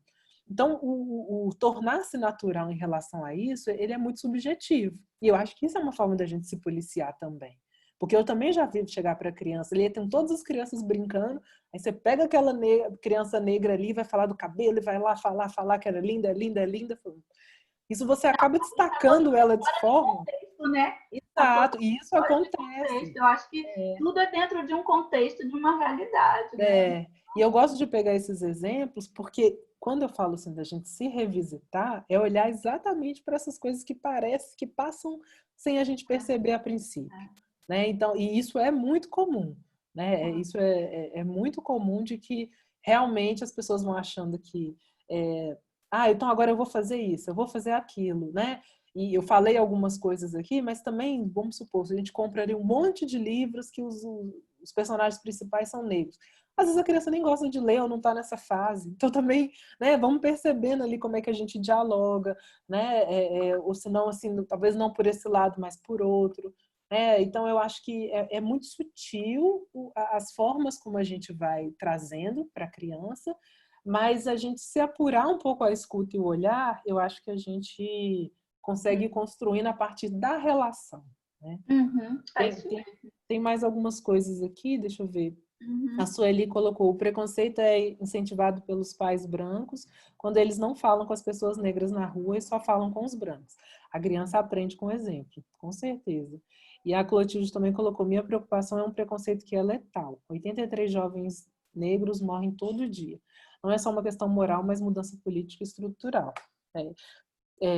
Pegando tanto isso que a Sueli colocou, quanto da Clotilde, eu acho que está muito primeiro da Sueli colocou nessas questões, né? De você acaba nem cumprimentando as pessoas negras ou passa batido, né? Ai, nem percebi, né?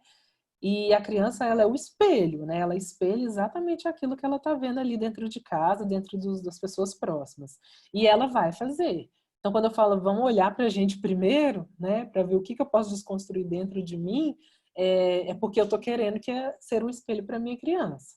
E a gente também sair um pouco desse politicamente correto, sabe, gente? Porque isso é uma coisa que nos trai muito, assim. Eu quero falar um negócio, não posso falar, né? Porque isso não é politicamente correto.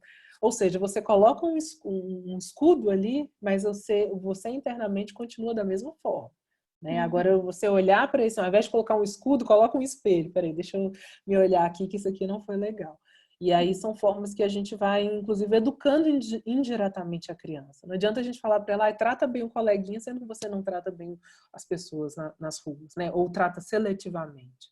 E isso que a Clotilde falou, sem dúvida, assim, é uma preocupação, né, do preconceito letal, desse racismo que mata os jovens negros, principalmente, mas também estão matando as mulheres negras, os idosos negros, que é uma questão estrutural que as próprias políticas públicas resolvem fechar os olhos para isso. Né? E não é à toa que a gente viu aí com mais ênfase na mídia tantos jovens negros morrendo dentro de casa, nas periferias.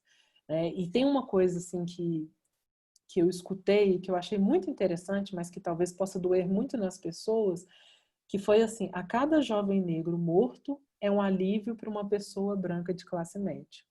Falar sobre isso é horroroso, mas é muito verdade. Por quê? Porque enquanto um outro muito diferente de mim morre, quer dizer que eu posso viver. Enquanto tiver alguém para ser a linha de frente, para poder morrer, sofrer, etc., eu me livro junto com os meus. Né? E isso é tão sério porque a gente vai cair naquela mesma questão inicial de eu não sou racista. Racismo existe, mas não é comigo. Então são eles que estão se matando, morrendo, eu estou aqui tranquilo. Então, a gente olhar para isso, né, olhar que essas mortes desses jovens negros estão realmente ali para uma manutenção de um sistema, né, que é o sistema que a gente fala da necropolítica, ou seja, uma política do Estado operada para a morte de alguns corpos. Essa política, essa necropolítica sendo dessa forma, é isso que a gente tem que atuar para reverter. Não que tenham que morrer vários tipos de outros jovens e cores, não é isso que eu estou falando. É que esse lugar onde estão morrendo esses jovens negros, ele tem que acabar. Ele tem que deixar de ser o foco. Então, eu tenho a ver com isso, você tem a ver com isso, vocês têm a ver com isso. Né? Então, a gente precisa entender que as coisas não devem estar tão longe assim da gente. Né? Tem uma outra aqui, também da Clotilde. Né? É preciso que o branco abra mão do seu privilégio, pois se há privilégio a um grupo desfavorecido. Só cotas e representatividade não é suficiente. Eu acho que tem, assim, vários tipos de mecanismos, né? A questão das cotas, ela vem para uma reparação histórica que até hoje não foi feita, depois de 350 anos de escravidão, né? E eu não sei se você sabe, mas pegando rapidamente na história, assim que houve a abolição da escravidão, houve cotas para brancos, nos quais foram importadas mão de obra, né, trabalhadora de vários países da Europa, né, não só da Itália, mas da França, Holanda, etc. Essas pessoas receberam auxílio financeiro, moradia, etc., para ter terra, exatamente, para ser a força de trabalho. Então, isso é uma forma de cotas, né? O primeiro sistema de cotas aqui do Brasil foi para brancos. E com isso, se você tem essa oportunidade de você ter casa, trabalho, etc., para você estar em outro país, você vai se estabelecendo ali, inclusive dentro de uma classe social que já é colocada para você. Enquanto isso, a mesma força de trabalho poderia ser aproveitada de quem já trabalhava no país, que eram os escravos, foi colocado de lado. Então, por isso a gente pode entender aí todo um circuito de, no meu caso que estudo a situação de rua, como é que a situação de rua foi sendo formada, como é que as empregadas domésticas foram, né, esse trabalho doméstico foi sendo formado, como é que as prisões nossas, que 70, 80, não sei a estatística, por cento, são de pessoas negras, também foram sendo formadas. Né? Então, existe um lugar, uma política que foi operada para que corpos brancos ocupassem alguns lugares e corpos negros outros. Né? Então, ter as cotas raciais para pessoas negras, indígenas, de escolas pobres e pessoas com deficiência hoje, como tem nas universidades, isso é uma forma de uma reparação histórica, né, que o Brasil não operou até então. E a gente tem que entender que isso é uma das coisas a serem feitas. Realmente não vai ser suficiente, mas nada por si só vai ser suficiente. E nem por isso a gente deve deixar de fazer. Né? Então, eu acho que várias questões que a gente vai sendo colocadas, pessoas ali protagonizando esses discursos, essas pautas, esses estudos, essas atuações, e isso faz com que as coisas vão sendo mudadas, né? Mas é um trabalho de formiguinha e de vários lugares, né? De várias frentes aí a serem feitas. Ana, tá dando para ouvir? Tô te ouvindo. Tá.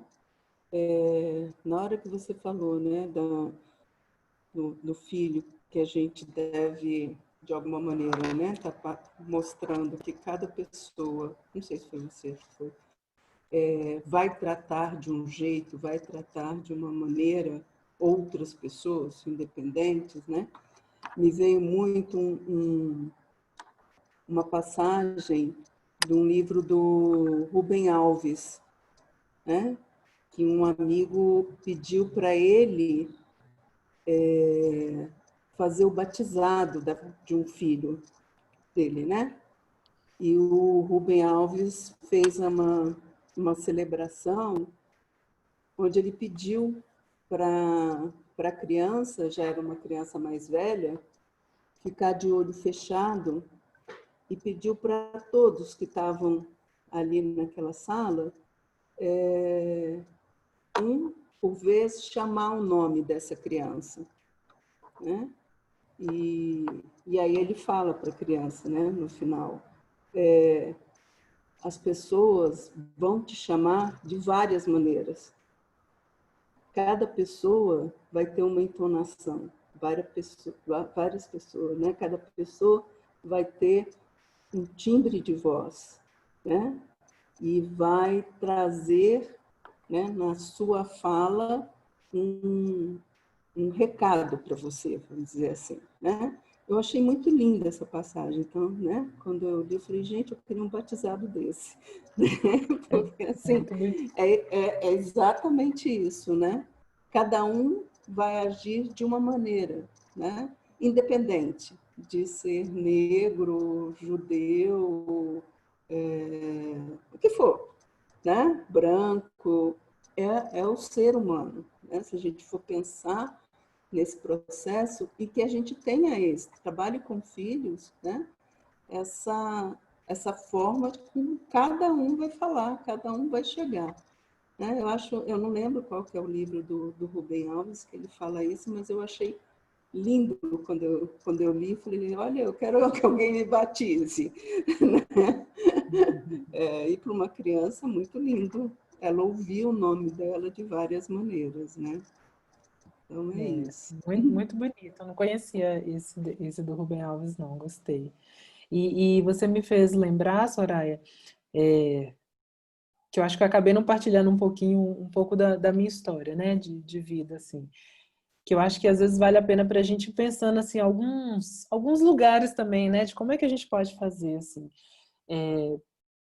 Eu, nunca tive dúvida que eu era uma mulher negra, uma menina negra, mas também não sabia muito falar sobre isso ou entender isso de uma forma mais positivamente afirmada, né? E eu, embora eu não sou hoje uma pessoa tão alta, mas eu jogava vôlei. Então, das minhas formas, vamos dizer assim, de me sentir pertencente, porque eu estudei em colégio particular, foi o esporte, né? E no esporte, como eu gostava muito, então eu jogava vôlei, depois ia jogar basquete, isso e aquilo, mas vôlei principalmente. E depois de certo tempo, só quando eu fui entrar na universidade, que eu fui entender o tanto que esse lugar de colégio particular, etc., me colocou num lugar inferior. Né? Porque antes eu só achava que eu era legal, que as pessoas te escolhem para ser amiga, e feia, que as pessoas não te escolhem para namorar. Né? Mas aí daí é entender que isso faz parte de uma estrutura de racismo e tal. E como eu falei, né, sou da época que tinha a Xuxa na TV, a Angélica, as Paquitas, etc. Então isso fez com que as capas de revistas que a gente comprava lá de capricho, de não sei o que, mulheres brancas, homens brancos. Né? Então isso fez toda a minha construção, entender que ali eu não podia. Né? E aí onde que eu me vi? Foi muito nessa linha do esporte. Né? Então, isso foi o que me fez poder ser alguém pertencente. Esse lugar de pertencimento é muito interessante, porque isso que faz com que a gente vá formando a nossa identidade. Quando eu entrei na universidade, que eu descobri assim, um grupo que discutia relações raciais, eu quase caí para trás. Primeiro de saber se isso, né? Como é que pode isso existir? De repente as pessoas parecidas comigo e a gente falando de coisas que tinha a ver com a gente e falando tanto de sofrimentos como de alegrias. Eu falei, nossa, eu pertenço a um grupo. Bem-vindo a um grupo que você pertence para além daquele dentro da sua casa, com seu pai, sua mãe, suas irmãs, né? Enfim, e daí eu fui estudando e atuando e tal, e tô nessa toada aí já tem bastante tempo. E cada vez mais tentando pensar sobre esse meu lugar, né? E ao mesmo tempo, também uma coisa que eu acho importante para nós que somos adultos, acolher essa criança que a gente foi lá atrás. Seja no sofrimento, seja causando sofrimento, seja sofrendo, né? Porque assim, as marcas estão todas aqui com a gente. Então, por exemplo, falar sobre esse assunto de racismo, acho que tanto para quem sofreu quanto cometeu, é ir lá nessa criança que a gente, né, acaba carregando dentro da gente, até hoje vai carregar, e fazer as pazes com ela. É entender de quando eu era, por exemplo, no início da adolescência, que tinha essas festinhas na casa de um amigo ou de outro, eu ia, tipo, dormir pedindo a Deus para que eu pudesse trocar minha beleza com a da outra menina, que era loira do olho azul, porque eu gostava das festinhas, eu tinha as amizades do pessoal do vôlei, e ela, o pai dela, não deixava ela sair. Então eu achava que era um desperdício ela ser bonita, e sendo que ela tinha que ficar dentro de casa, e eu que gostava de sair, de ir para as festinhas, tinha uns amigos, eu era da forma como eu era. Então, assim, isso é muito doloroso quando, lá nas minhas terapias, etc., eu fui entrar em contato com esse lugar. Mas poder entender, que aí o que foi falado, acho que até pela Clotilde, que existe uma estrutura para isso, né, que o racismo é estrutural, que o racismo faz com que aquelas pessoas que estavam na televisão, aquelas pessoas que eram o protagonista lá da novela, aquelas pessoas que eram meus professores, minhas professoras, que moravam no meu bairro, né? Então, tudo isso está dentro de uma estrutura. Só que dentro dessa estrutura estou eu me formando ali na minha identidade, né? Então, entender esse lugar faz com que a gente, inclusive, possa ir buscar referenciais positivos, né? Que eu acho que foi a trajetória que eu tentei e tento fazer até hoje.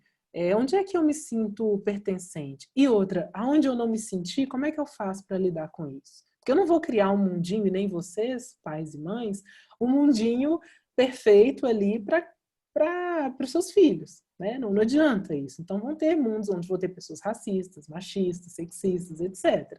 Né? Mas, no entanto, a gente pode fazer com que nós, adultos, e as crianças possam ter repertórios para lidar com isso. Né? Que na hora, por exemplo, que tiver a tal da minha festinha lá, que eu queria trocar com a beleza, eu posso entender que eu posso ir com a minha beleza também.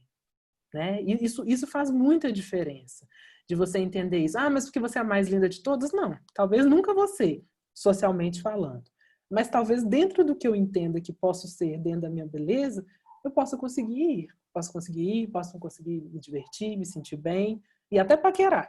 Né? Então, assim, todo esse caminho, né, que eu estou colocando aqui como só um exemplo de vários, isso pode fazer com que eu consiga me construir. Mas eu preciso de lidar com isso, né? Isso precisa estar a postos para mim. E como a gente já parte de um momento hoje que muitas coisas já estão mudando, esses assuntos, né? Pessoas negras, pessoas indígenas estão aparecendo cada vez mais, né? Existem mais lugares para a gente procurar, a própria internet, os próprios lugares que a gente vai transitando. Isso pode fazer com que seja menos doloroso para as nossas crianças. Né? Então, eu acho que isso é importante a gente olhar. A Clotilde está falando aqui, meu filho de 7 anos fala que não quer ser marrom. Procuro falar, mas sobretudo ler mais sobre o assunto e me fortalecer e fortalecê-lo. Quem que é a Clotilde? Gente, peraí que eu não estou vendo. Ela está apagada aqui, tá desligada. Ah, você quer aparecer aí, Clotilde? Eu quero falar um pouquinho? Acho que ela não está. É Tem até um livro que a gente leu no Clique. Você lembra o nome, Soraya? O Bolo da Júlia, o bolo... eu esqueci o título, que trata bem disso também. Aí a Clotilde chegou. Oi, sou eu. Estou arrumando aqui uma jantinha. Oi, Clotilde, é porque tô vendo você falando aí, eu queria ver um pouquinho quem era você. Mas isso que você falou é muito, muito importante, né, de estar atento, que é isso que eu acho que a gente falou aqui hoje, que é essa coisa dos repertórios, né, assim, entender que a criança não vai querer ser ou ter os atributos que uma pessoa negra tem, é perfeitamente normal pelo mundo que a gente vive, né, assim, não vai ser difícil alguém chegar do nada, a gente está tudo ótimo para mim. Mas trazer repertórios para ela, né, convivência, livros, Literatura. etc. Exato, filmes, mostrar isso, eu acho muito importante. E pessoas também, viu, gente? Eu acho que também ela poder conviver com outras crianças negras, né? Porque também a criança é muito concreta, então às vezes o próprio livro e o filme, eles trazem alguns elementos, mas você ver outras crianças, ver outros adultos também faz parte. E aí a gente revê também os lugares que a gente tem Inclusive, tem umas crianças na internet que são youtubers, né? Assim, elas têm o canal delas, né? Tem a MC Sofia, tem a Carolina Monteiro, elas são crianças, mas assim, já com uma potência de estar falando de uma forma tão mais empoderada desse lugar delas. A MC Sofia, ela falando que ela tá bem e tal, né? Mas ela vai estar melhor ainda quando mais crianças, assim como ela, se estiverem bem, lidarem bem com a questão da negritude e tudo mais, né? Então ela canta, as músicas dela são muito em cima disso. E tem a Carolina também que fala, eu achei bonitinho que num vídeo dela, ela contando que a amiga dela falou assim, nossa, Carolina, seu cabelo é duro. Aí ela falou assim, não, duro é eu ter que ouvir uma pessoa como você me dizer que meu cabelo é duro. Né? Aí ela fala, então, assim, essas coisas, as nossas crianças tendo acesso, elas vão também, né? Se fortalecendo e vendo que outras crianças lidam de forma diferente com aquele mesmo problema que elas enfrentam, né? A literatura da Kyu-san também, né, que a gente falou, o livro dela, ela tem um livro que as rainhas, as princesas são negras, né, são histórias que ela pesquisou da África e de uma forma super positiva, não tem essa coisa da princesa ser sempre branca e tal. Tô vendo que o pessoal tá falando aqui, né, Amanda e o João falaram do perfil ótimo, dando dica aqui. Perfil ótimo para literatura infantil, Pretinhas Leitoras. E a Rosinha colocou a crônica do Rubem Alves que a Soraya falou, né? Ah, que bom, colocou? Gente. Achou a Soraya lá. Ela achou. Ah, que legal. Que legal. Ana, há muitos anos atrás, o aconchego, o Dete viveu isso. a gente tinha uma secretária eletrônica. E cada vez que, principalmente o DED, chegava na nossa sala, tinha alguns recados, né? Então, a gente já teve vários recados bem desaforados, tipo, eu estou ligando aí, vocês nunca atendem, cadê as crianças? Vocês escondem as crianças, porque as pessoas confundem a gente com um serviço de acolhimento. E aí, uma vez, uma pessoa ligou, né, uma voz de mulher, dizendo que ela queria muito uma criança, mas ela não queria uma criança branca de olho azul. Ela queria uma criança negra. Ela fazia questão, né, de uma criança negra. E ela insistiu várias vezes nisso, né? Que ela queria, até que acho que é o último recado, ela dizia que ela ia conseguir, né, adotar, porque ela achava muito bonitinho a criança negra,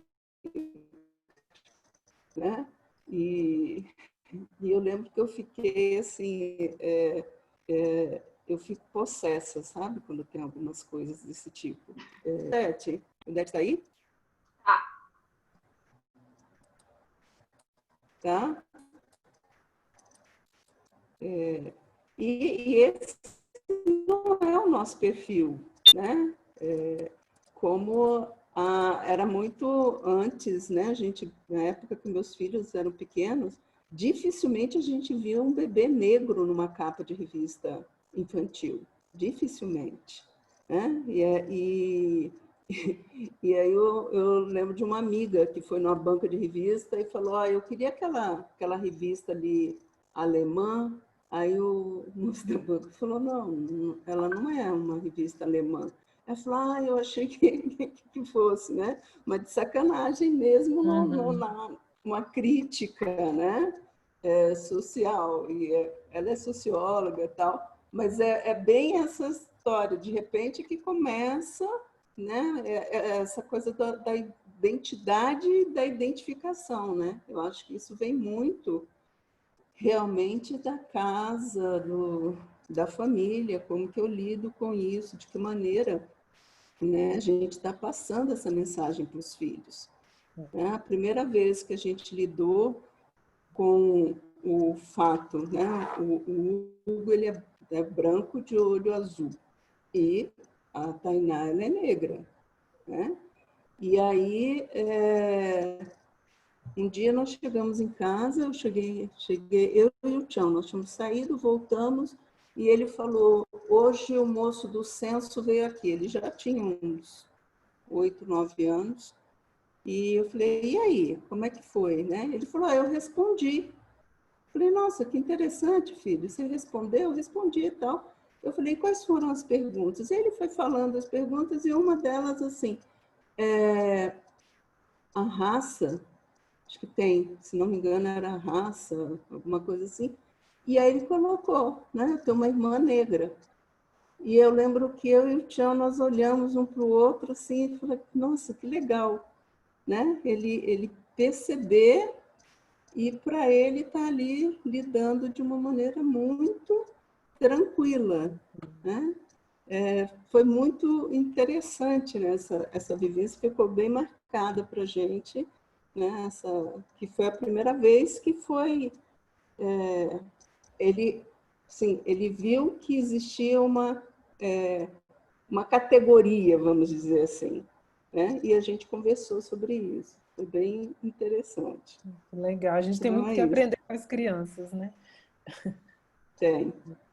Por isso que me fascina. Me fascina. O segredo de muita coisa está com elas. Então, acho que... Temos mais dúvidas, gente? Tem mais alguma questão? Porque está se aproximando o horário, não está? Deixa eu ver. Tá. Gente, eu que tenho uma pergunta agora. Eu queria saber se fez sentido para vocês, se chegou a tocar em algumas questões pessoais, como é que foi? Podem só fazer um joinha assim, se fez sentido, ou pode fazer assim, se não tiver feito. Só para saber assim se... Ai, que bom. Aparecendo mais joinhas positivos aí. Que ótimo. Que bom, gente. Que legal. Porque eu acho que é uma conversa assim que vai muito para reflexão, né? Assim, às vezes de bate pronto assim, vem algumas coisas, mas aí depois vai reverberando aí na nossa cabeça, porque o nosso fazer ele é contínuo, né? Então eu acho que é muito por essa linha assim. Eu espero que eu possa ter provocado um pouquinho ali em vocês, trazido alguns incômodos principalmente, que isso é mais importante, mas um incômodo num sentido de falar, poxa, eu quero olhar mais para isso, dentro de mim, dentro da minha família, né? E mudar algumas coisas em mim para que também eu possa ser mudado dentro de casa, dentro do meu círculo e tal, né? Então, acho que é A mais... gente quer te agradecer muito, Ana. Foi maravilhoso, foi ótimo. Ai, que bom, Marisa. Eu que agradeço a vocês pelo convite e pela disponibilidade de estar todo mundo aqui para bater esse papo. Obrigadão, viu? Eu Beijo, acho, bom final de semana. eu acho que essa, se você der uma outra visão, figura, né? Você nos mostrou um outro foco, isso é legal. Uhum. Aí, ó, temos um pirralho. Temos um pirralho nos assistindo, olha que lindo.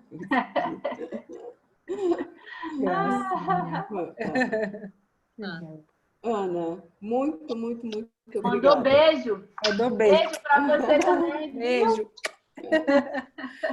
Gente, obrigada a vocês, viu?